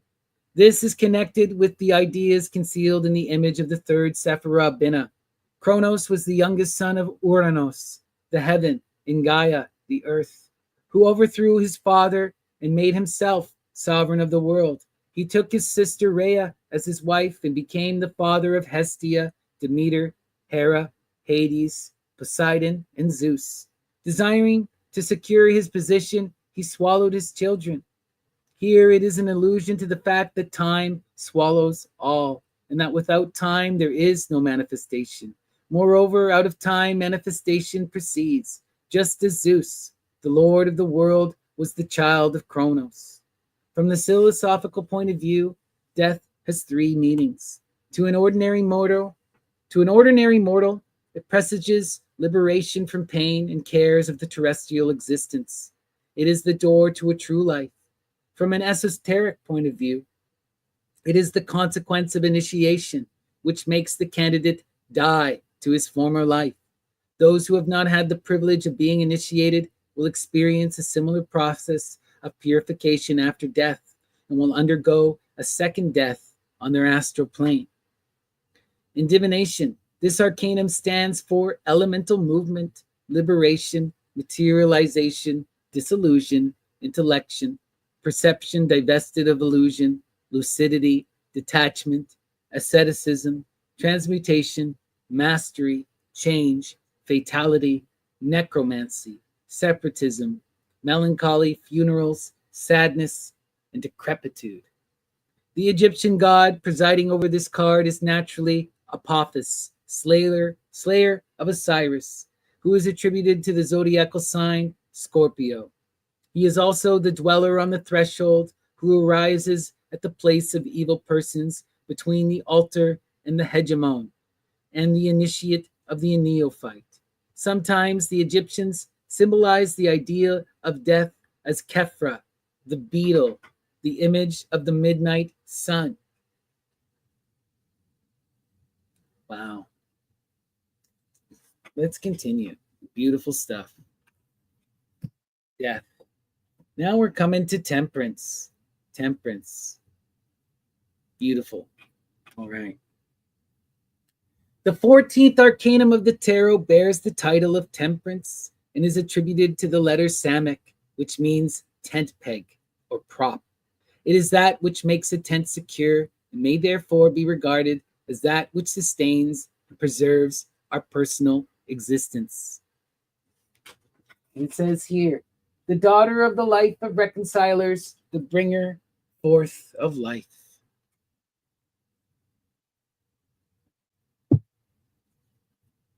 All right.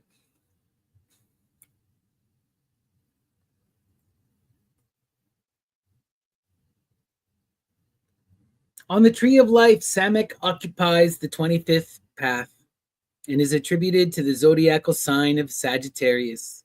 This is the mutable sign of the fiery triplicity, ruled by Jupiter, and it rules things in hips which support the weight of the body. As path 25 connects Yesod with Tippereth, it may be interpreted as beauty, the sun, acting through Sagittarius on foundation, the moon. On the cube of space, Samek occupies the lines west above, which joins the key 10, the Wheel of Fortune, with the key 1, the Magus, the magician. The Wheel of Fortune is Jupiter, ruled by Sagittarius, ruler of Sagittarius. The magician is Mercury, the messenger of the gods in general, and of Jupiter in particular. The most important quality associated with the letter Samek is that of vibration or quivering. The Hebrew word is 216. 216 is the value of or sight. The quality of the fourth arcanum, the emperor. 216 is also the value of the fiery Sephira attributed to Mars.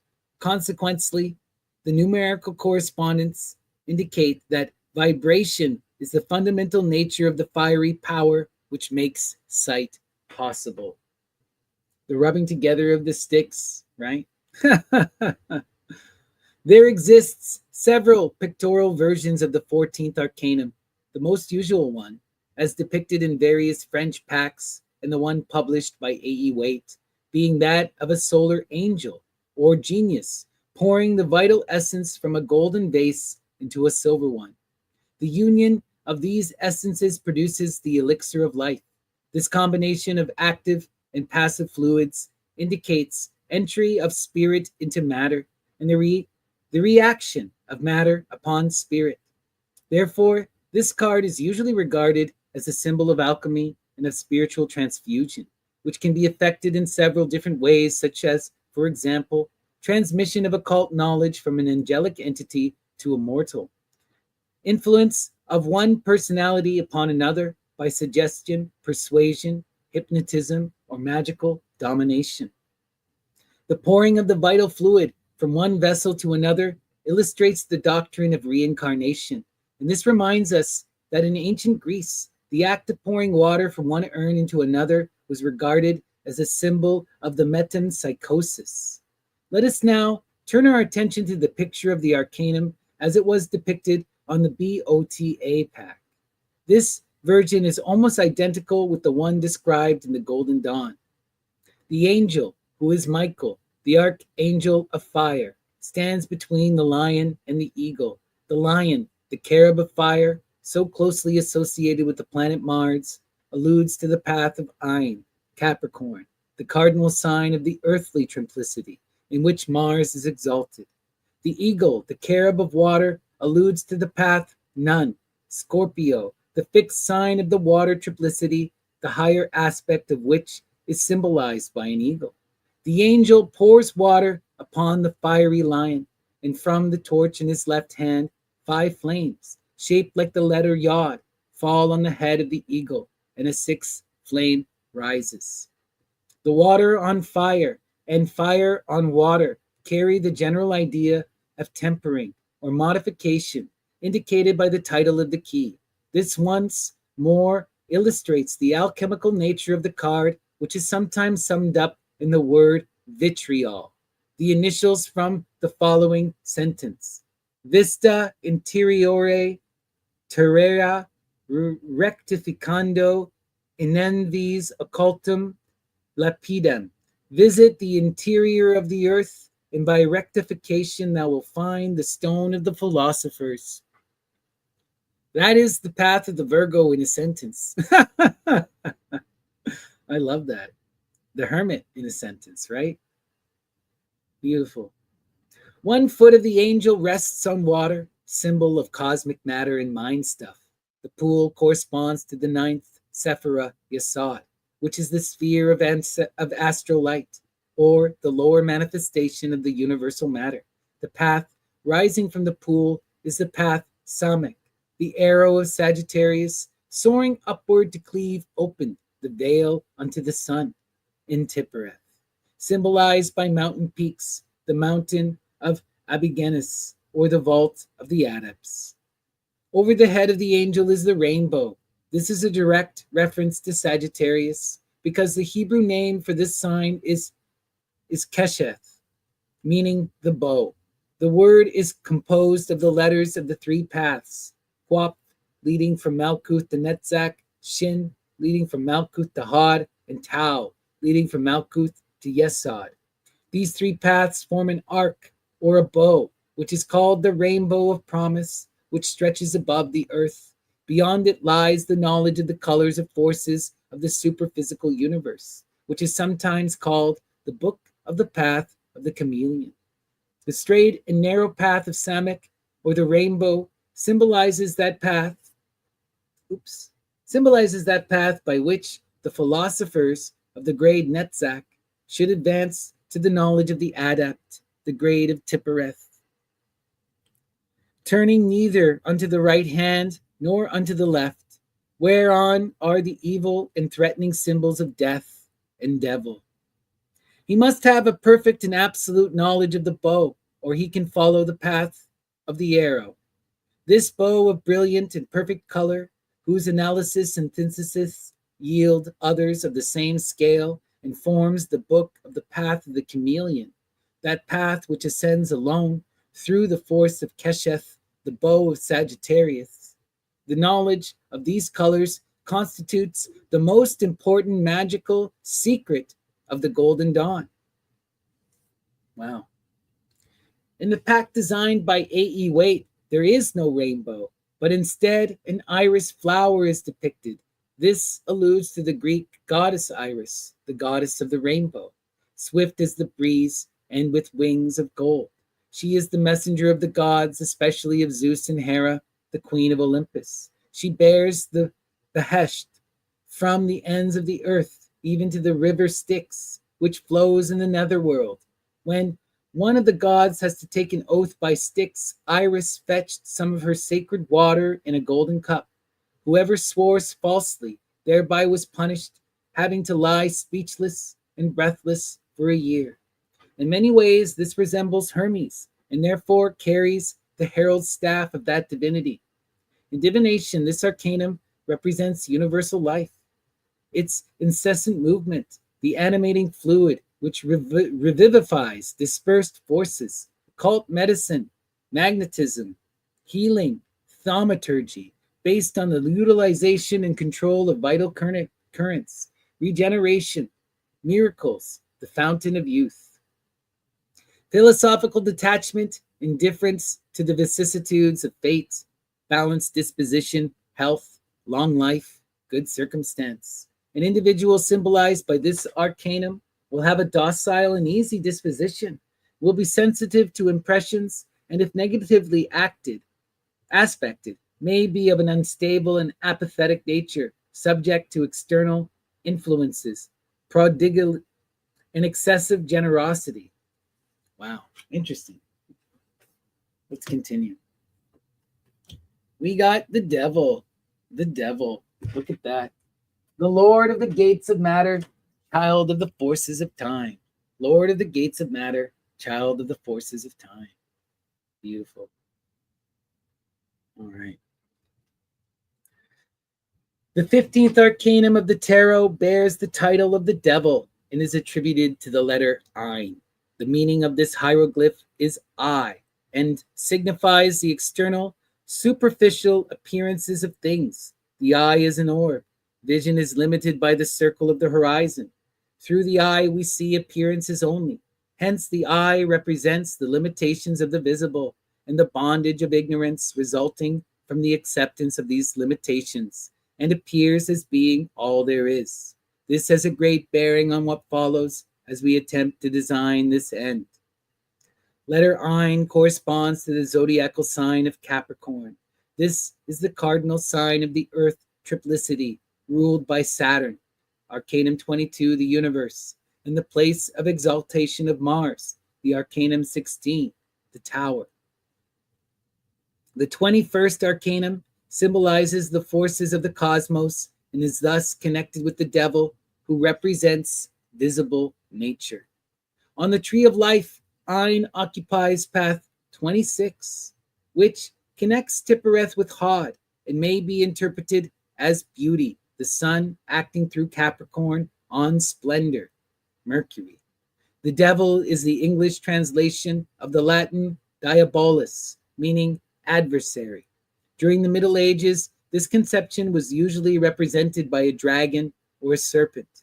The name for the serpent which tempted Eve is NCHSH, and the number of this word is 358. The value of NSHICH, Messiah.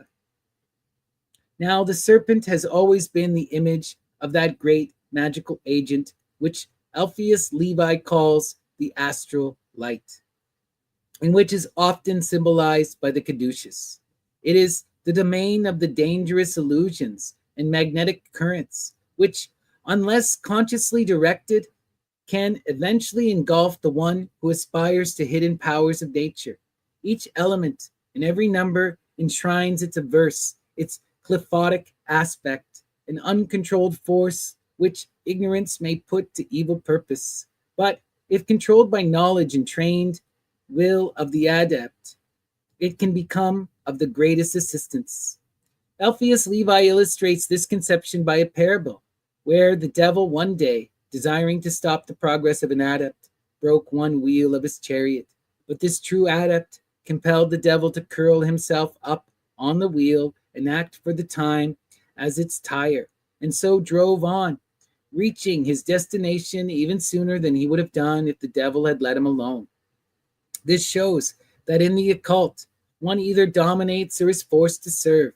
Therefore, he who aspires to hidden powers must obtain the equilibrium of the magician and must learn to give to the appropriate forces as the charioteer must acquire the peace of the hermit and must renounce his lower personality like the hangman. The image depicted on the card is very similar to that of the Greek god Pan. This word literally means the pasture. He was supposed to be a son of Hermes and was originally an Arcadian god of the hills and woods, protecting deities of flocks, herds, and hunters. In the heat of noonday he sleeps, and in the evening, sitting in front of his grotto, he plays the syrinx, or panpipe, which he himself invented. The pipe was formed of 7 reeds, representing the septenary division of the universe into its various aspects. As a spirit of the woodland, he is also a god of prophecy, and hence there were oracles of Pan. His name also symbolizes the universe, and he was regarded as an emblem of all cosmic forces, and both visible and invisible nature. That is why the background of the card is black, color of darkness, and also of that which is hidden or occult. For this arcanum, in its esoteric sense, represents the unknown subterranean forces of nature, revealed only to those who have the will and knowledge of life. The veil of Isis. The image controls the 4 elements, right? Wow. To truly lift the veil of Isis, you have to pass through the devil, right? And be given the gift of the Empress. Wow. His dark, thick-set legs stand for the element of earth. The feathery lower part of the body alludes to the zodiacal sign of Scorpio, the cherub of water.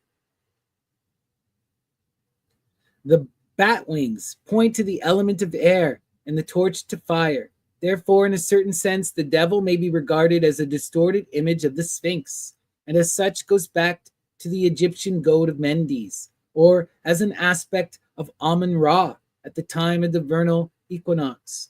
Amun-Ra was then portrayed as a ram and later on as a goat. This was the prototype of the famous Baphomet of the Knights Templar.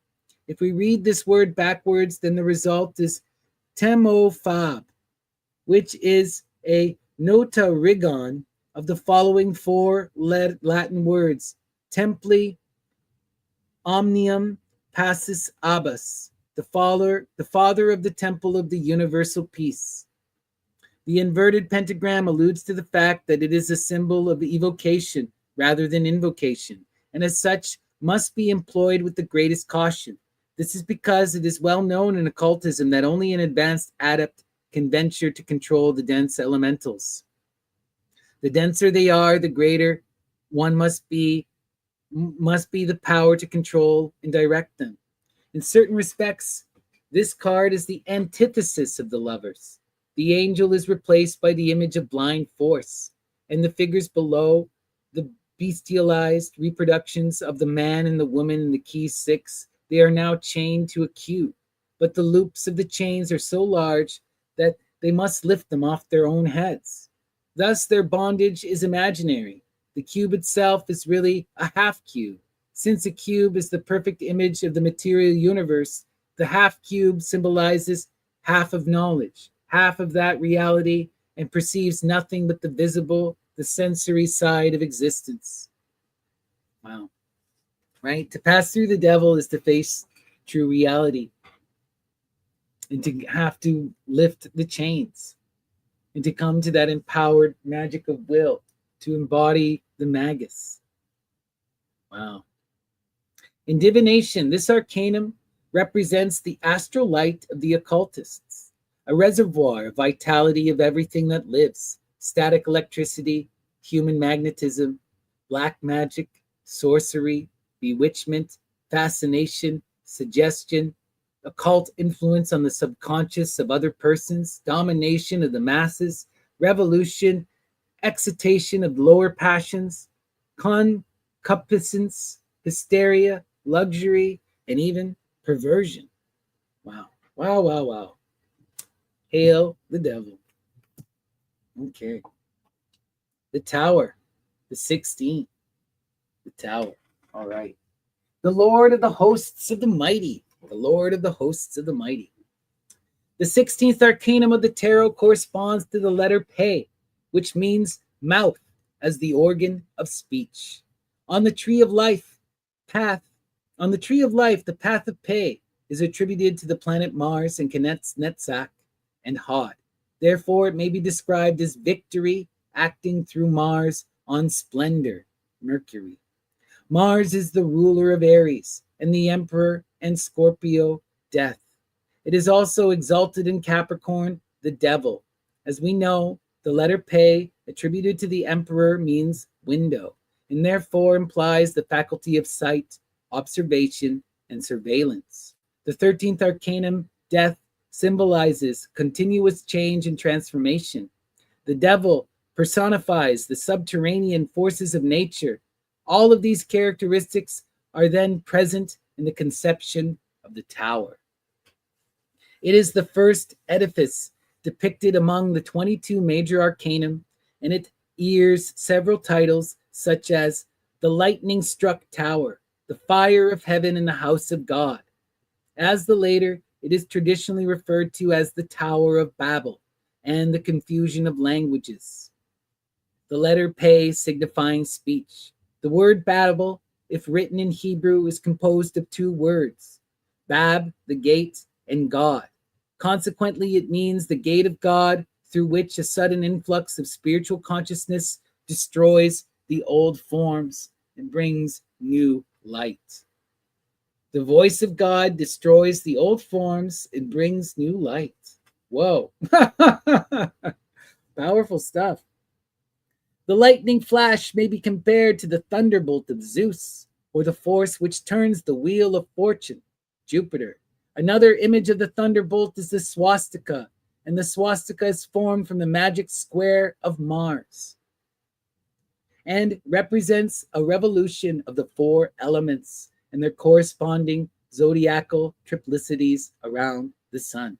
Therefore, it is similar to the Wheel of Fortune, where the elements are personified by the four cherubs. The whirling force is directed by the scepter of the emperor, who, though a Martian figure, Aries, yet bears a certain affinity to Jupiter. Being the fourth arcanum, it may be placed on Hesed, the fourth Sephira, attributed to Jupiter. The lightning flash may also be compared to the scythe of death, Scorpio ruled by Mars, which reaps the existing forms in order to make room for new ones. And finally, The lightning flash is a symbol of the tenfold emanations of the light, power through the 10 Sephiroth, and is depicted as such on the design of the Golden Dawn pack.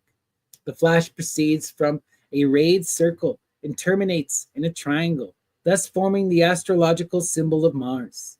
It is the power of the supernal triad, rushing down and destroying the columns of darkness. 3 holes are rent in the walls, symbolizing the establishment of the triad therein. And the crown at the summit is falling as the crowns of kings of Edom fell. They are represented by a man falling along. On the right side of the tower is light, and the representation of the tree of life by 10 circles thus disposed.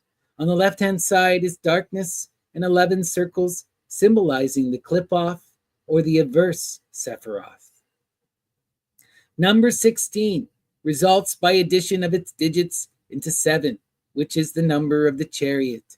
This implies that in every victory where resides the seed of fall and destruction.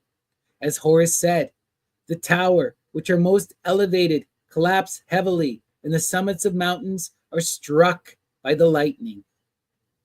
In divination, this arcanum represents pride, presumption, pursuit of chimera, materialism, the greed of acquisition, ambition, and insatiable appetite, dictatorship and exploitation leading to revolution, punishment as the result of excess, the ruination of empire and states founded on brutal force. When favorably aspected, it warns the inquirer about impending catastrophe and gives indications of how to avert it.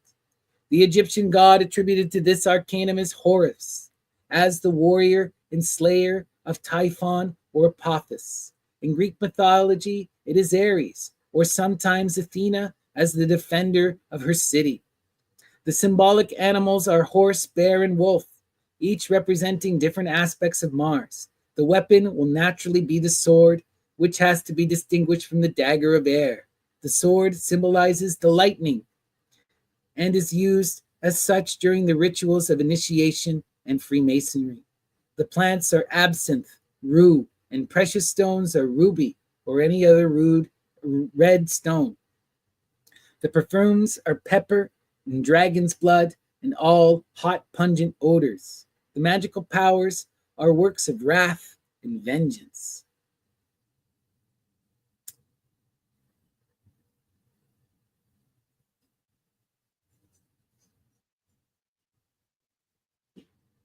All right, so that is the last that we have of Ithell Colquhoun's direct writings. The rest of the cards have unfortunately been lost. Right? Now, we do have this book carries on and it gives us a bunch more really, really interesting ideas that were taken from several people that influenced Ithell Colquhoun. But I think we're going to end there. I wanted you to just explore and get a taste for the depth of her work. And it's rather unfortunate that we don't have this complete exploration of the major arcana, right? Really, really beautiful stuff, though.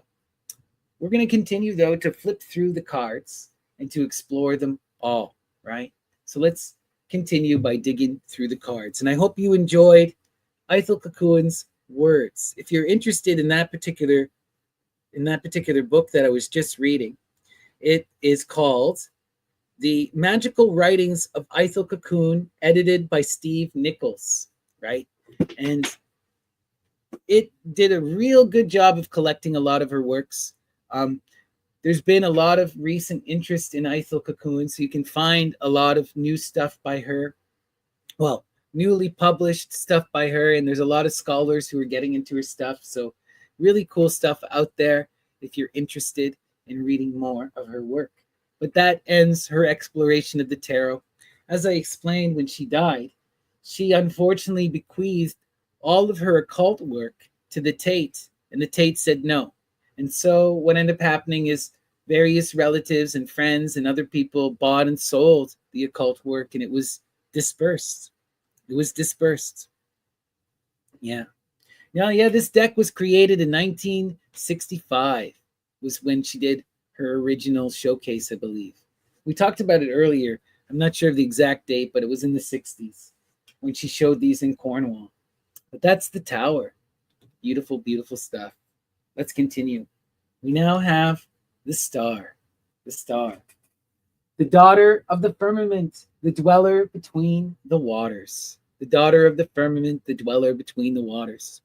The magic of Aquarius rising up into the heights of the ideal. Now, Steve, the writer of that book I was reading, he does go in and he provides a bunch more exploration sort of based on this, but yeah, you'll have to read that on your own. So we have the beautiful star card, Aquarius. Aquarius. Beautiful. All right, let's continue.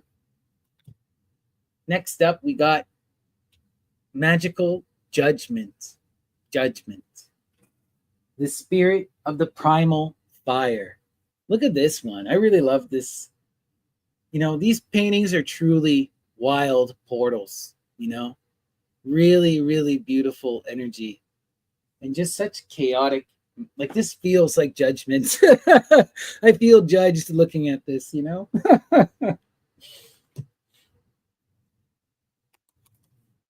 The moon.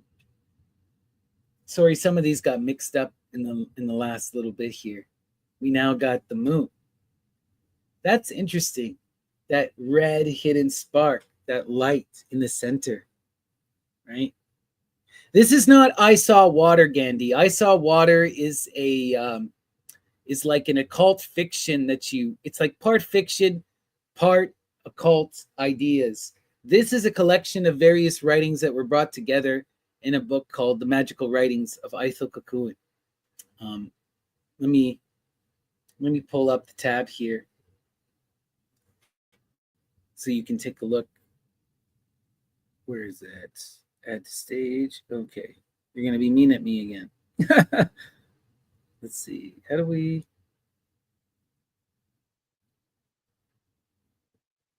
Oh, that's what's up. Okay. We close that. We raise this. All right. So this is the book, The Magical Writings of Ithell Colquhoun.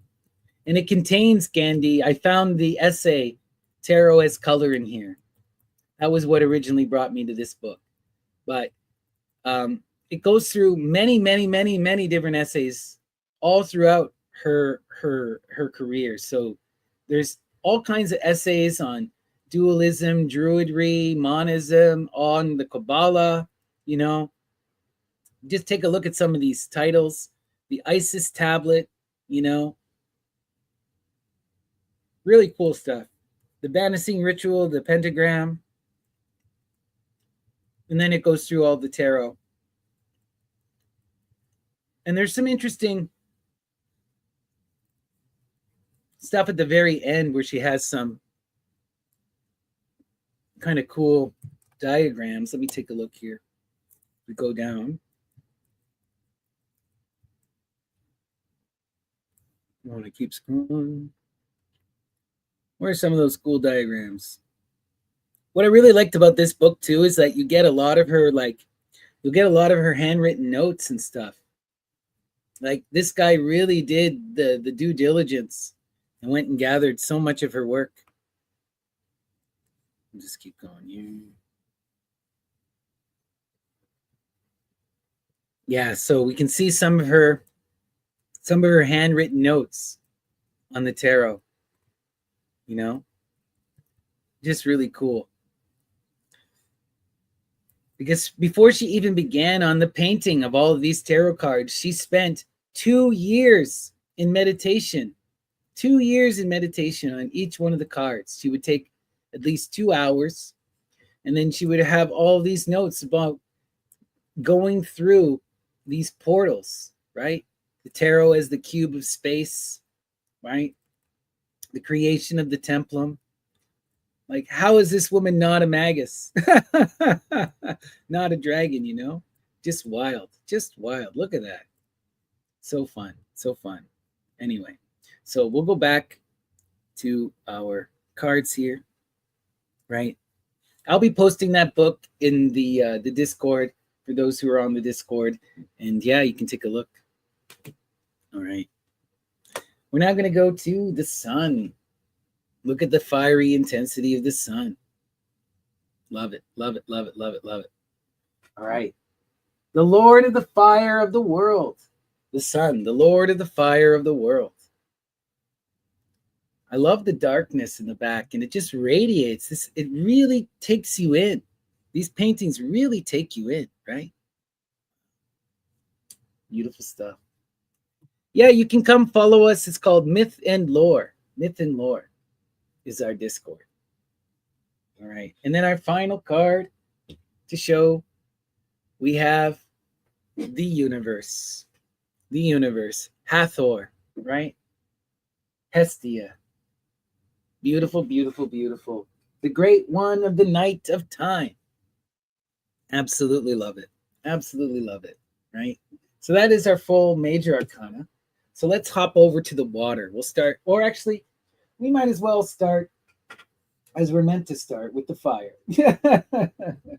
So let's go here. All right.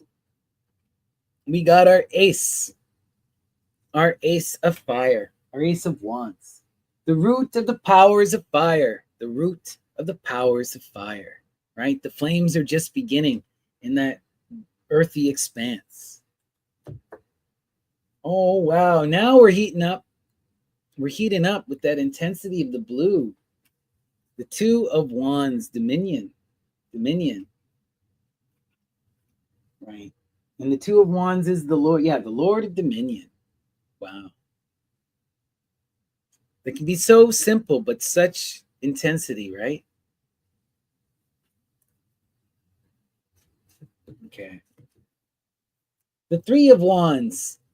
The three of wands. The Lord of established strength. Virtue. The Lord of established strength. Wow. Interesting. Very similar to the previous card. The Four of Swords. The Four of Swords. The Lord of perfected work. Completion. We're getting dark now. That blue is starting to turn black. Wow. The Lord of Strife. Five of Wands. The Lord of Strife.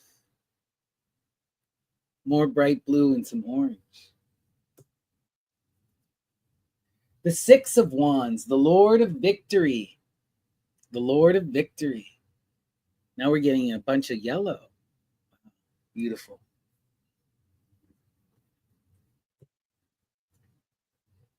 The Seven of Wands. The Seven of Wands. The Lord of Valor. The Lord of Valor. The Eight of Wands. The Eight of Wands. The Lord of Swiftness. Swiftness. Wow. Really beautiful. The Nine of Wands. The Lord of Great Strength. The Lord of Great Strength. Really, really kind of liquidy rage energy in this one. The Ten of Wands. The Lord of Oppression. I can almost see a face coming out of that blue. Interesting. Interesting.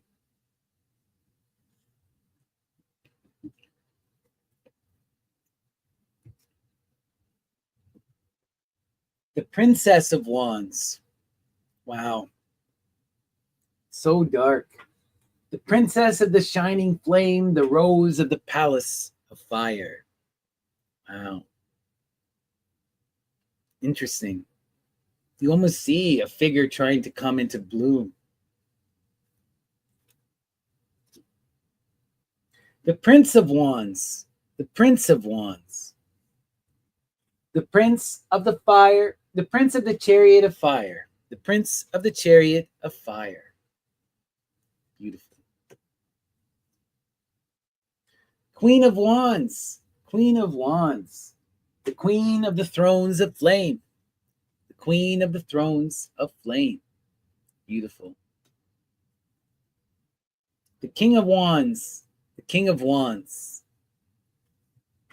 the Lord of the flame and lightning, the King of the spirits of fire. Now, this is interesting. I love the textures that she manages to get on some of these, right? Wow. So that is our wands. Beautiful, beautiful. We're going to hop over to the air. The Ace of Swords, the root of the power of air, the root of the power of air. Okay. Two of Swords, the Lord of Peace restored. The Lord of Peace restored. Wow, I really love this. The colors are just so intense and so vibrant, you know? Three of Swords, the Lord of Sorrow.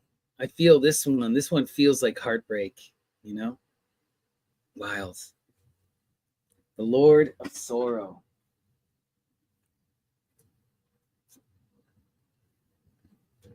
Four of Swords, the Lord of Rest from strife. The Lord of Rest from strife.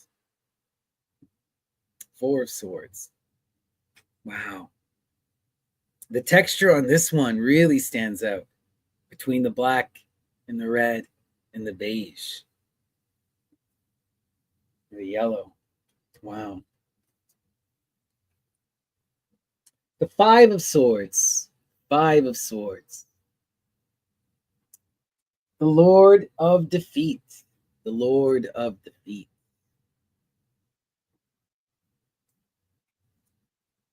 The Six of Swords. The Lord of Earned Success. The Lord of Earned Success. Beautiful. Seven of Swords. Seven of Swords. The Lord of Unstable Effort.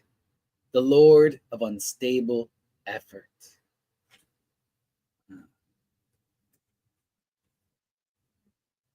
The Eight of Swords. The Lord of Shortened Force. The Lord of Shortened Force. Eight of Swords.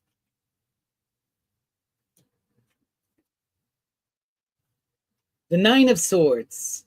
The Lord of Despair and Cruelty. Wow. This one looks like an eye and an egg in a great dark void. So off-putting.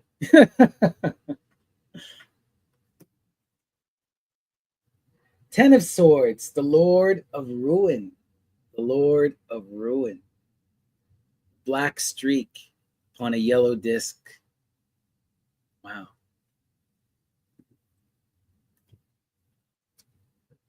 Princess of Swords. The Princess of Swords. The Princess of the Rushing Winds. The Lotus of the Palace of Air.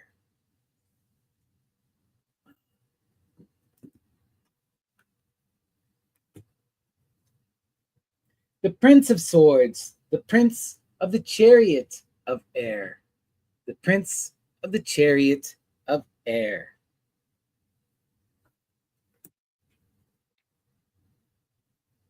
Queen of Swords, the Queen of the Thrones of Air. The Queen of the Thrones of Air. Queen of Swords.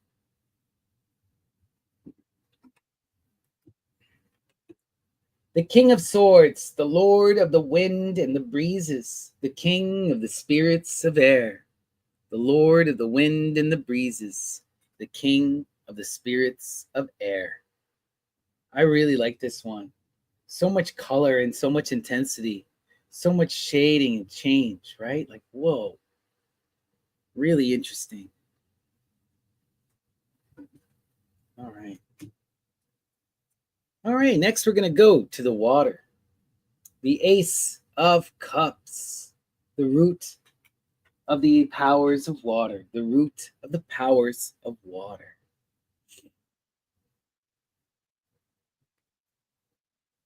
The Two of Cups, the Lord of Love, the Lord of Love.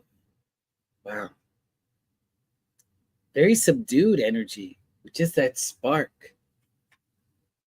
Really pretty. The Three of Cups. The Three of Cups. The Lord of Abundance. The Lord of Abundance.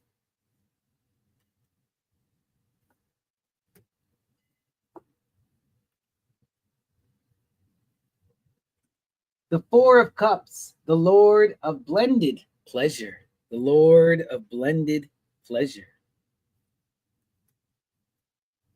The Five of Cups. The Lord of Loss in Pleasure. Wow.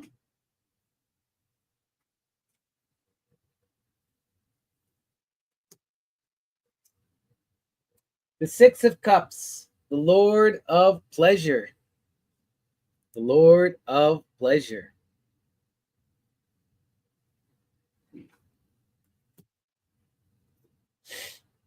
The Seven of Cups. The Lord of Illusionary Success. The Lord of Illusionary Success.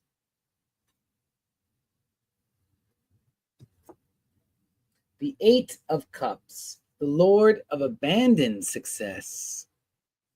The Lord of Abandoned Success.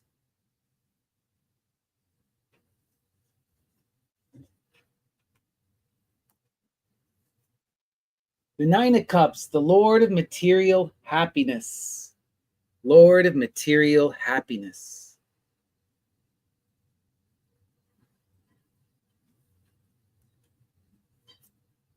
The Ten of Cups. The Lord of Perfected Success. The Lord of Perfected Success. Wow, that's interesting. That looks almost like a pig face. Lord of Perfected Success. Interesting. The Princess of Cups. So much intensity in this one. Whoa. The Princess of the Waters, the Lotus of the Palace of the Floods. Princess of Cups. You can almost see like hair coming around. And like a figure. So pretty. Interesting. Prince of Cups. The Prince of the Chariot of Waters. The Prince of the Chariot of Waters. Interesting. All that beautiful gold and then these little purple pouring around. Really interesting. The Queen of Cups. The Queen of Cups. All right. The Queen of the Thrones of Waters. You can see in this card similar aspects that we saw in the Prince and the Princess. Really, really, really interesting. I love this little gold ring, right? That eye hidden in the water. Almost feels like there's a face coming out. Beautiful. The King of Cups, the Lord of the waves and the waters, the King of the hosts of sea. Oh, look at that. Fiery intensity. Fiery intensity in the midst of the water, bubbling over. Wow. Beautiful. All right, so that's our water. We go now to our last element, the earth, the discs. Okay. First up, we have Ace of Discs, the root of the powers of earth, the root of the powers of earth. Beautiful. The Two of Discs, the Lord of harmonious change, the Lord of harmonious change. This almost looks like a cartoon dinosaur face. I don't know. Cute. Three of Discs, the Lord of material work. The Lord of material work. Interesting. I see a redheaded girl. Oh, so pretty. All right. Four of Discs, the Lord of earthly power. The Lord of earthly power. Interesting. I like the purple hue. Wow. 5 of discs, the Lord of material trouble. The Lord of material trouble. Wow, interesting. A blue tongue. 6 of discs, the Lord of material success. A golden egg in a pink womb. Interesting. Wow, interesting. Pretty. 7 of discs, the Lord of success, unfulfilled. Unfulfilled success. Wow, intense, fiery energy here. Wild stuff. All right. The 8 of discs, the Lord of prudence. The Lord of prudence. So much blue. Interesting. 9 of discs, the Lord of material gain. I need gold, right? Got to have gold for that material gain. Beautiful. The 10 of discs, the Lord of wealth. Wow. Beautiful, beautiful, beautiful, beautiful. We got a golden wreath now. Powerful. Princess of discs, the princess of the echoing hills, the rose of the palace of earth. Oh, so much darkness. And again, we have the gold circle. Interesting. It's almost like a figure being pulled down into an abyss, like that purple streak is being sucked in. Whoa, wild energy, that one. The Prince of Discs, Prince of the Chariot of Earth. Wow, this is like a golden eye coming out of that purple. Oh man, that's so radical. This one, I feel like I'm being stared at. Whoa, that's powerful. The Queen of Discs, the Queen of the Thrones of Earth. The Queen of the Thrones of Earth. Oh, so much darkness in this one. So much hidden depth and tentacles. Interesting. And our last card, King of Discs, the Lord of the wide and fertile land, the King of the spirits of Earth. The King of the spirits of Earth. Amazing. Amazing. Wow. What a fiery, pretty card, eh? And a great way to end our little exploration here. How fun.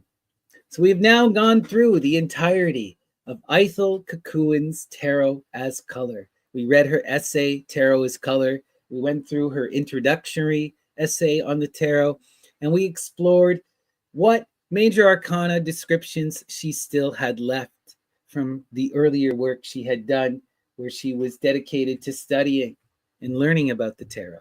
So this was a really fun deep dive. I really, if you hadn't guessed, love this particular deck. One of my absolute favorites. And Ithell Colquhoun is a true magical person, someone who's worth checking out. Make sure you go and check out her beautiful art as well. Like, look at some of the stuff if you missed it from the opening. Like, really, really wild. An incredible artist, an incredible magician, an incredible writer, just a really interesting, beautiful woman, and who made an incredible deck that I absolutely love. If anyone is interested in purchasing this deck, make sure you go check it out on the Falger website. And oh gosh, I'm always having to like try and get this. Here we go. The Falger website here. The deck is called Taro as Color, right? Taro as Color. And I'm telling you, this is the highest quality deck I've ever owned by far. The cards are nicer. The box is nicer, right? Beautiful, beautiful stuff. It's a very expensive deck, but if you're seriously into the tarot, this one is worth it. This one is worth it. You're really getting a high quality, beautiful thing. Beautiful thing. And if you just want to read, you can also check out the offer Tarot as Color as a book. Tarot as Color as a book. So Beautiful, beautiful, beautiful stuff. All right, everyone. Well, I've been going at this for 4 hours now. So what I think we'll do is we'll do one quick little reading here with the tarot as color, and then we're going to end it. So first, what I want to do is I'm going to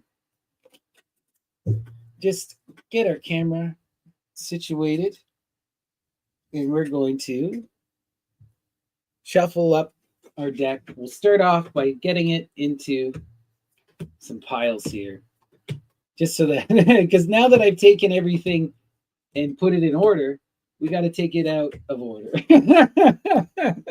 And of course, we want to invoke the energy of Apollo and the Muses and ask them to shine their light upon us, to guide us throughout our days, and to help us to realize the beauty of our dreams. So Apollo and the Muses, what is the empowering and inspiring message from Ithell Colquhoun and the tarot as color, right? And as always, this is something I think that everyone should do if you're really into the tarot, especially if you get yourself a new deck, is just go through and handle every single one of the cards. Impart each one of the cards with the blessing. Divide them into four different paths so that you can then shuffle them all up. It doesn't need to be perfect. We're trying to make it chaotic. And these deck here, these cards are ridiculous. They're big, they're heavy, and yeah, they're unruly. So let's see. All right, almost done. There we go. All right, now we'll shuffle them up. Oh, sorry.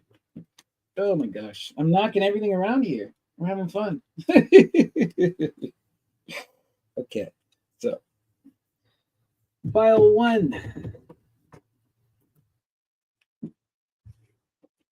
Pile 2,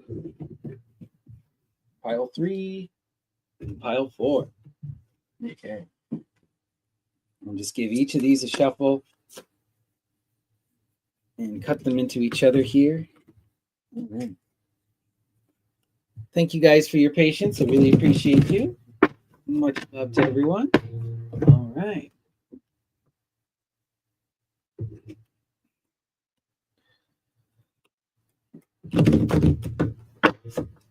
Okay. Now. All right. And now we go through one final little cut here. All right. Trying to shuffle these is really ridiculously hard, by the way. Because this is by far the largest deck I have. The largest deck I have. And definitely the heaviest card stock. All right. Okay.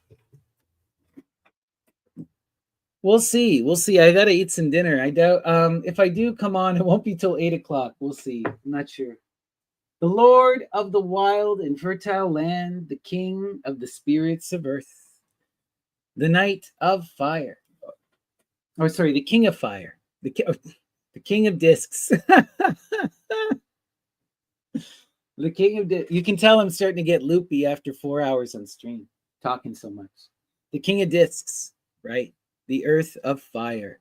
This is beautiful, beautiful energy. Beautiful energy. The King of discs, right? They are the one who has that passionate energy to cultivate the earth, to do what is necessary to build, to be that empowered provider, to be the loving father, the mature masculine, the one who takes account and does what's necessary.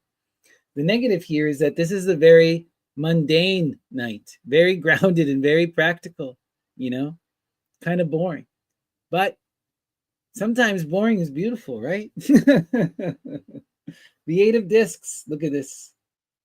That knight is being called to do the hard work of developing mastery, right? The 8 of discs, prudence, calls us to be in the cultivation energy, where we're doing what is necessary to overcome our limitations. This is the energy of the gardener, the one who takes the time to cultivate the earth, to develop skill, to plant the seed of the tree and see it come to fruition.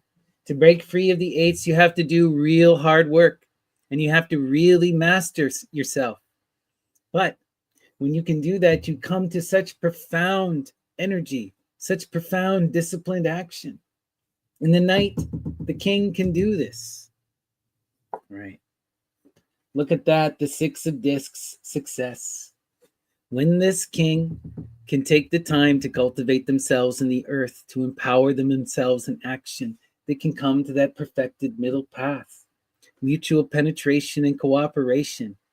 The Six of Discs is the sustainable energy, the energy that provides us with wealth and abundance in a continuous flow. And this is maintainable energy, maintainable. We can sit here and we can relish and enjoy the success. But to get to that, you have to be skilled, you have to be a master, and you have to be the disciplined, practical actor. All right. That's the message, guys. Dig into the earth, develop skill and mastery, and empower yourself and your foundation. Achieve success. Beautiful. All right. Well, thank you guys all for watching. Peace and love. I really appreciate you guys hanging out for me as we dove really deep into Ithell Colquhoun and the tarot as color. And I hope I will see you later on when we do some more beautiful tarot readings. All right. Well, thank you, everyone. Peace and love. And we will end with our song. So thank you so much. Take care. And I hope I will see you later on. All right. Much love, everyone. Peace.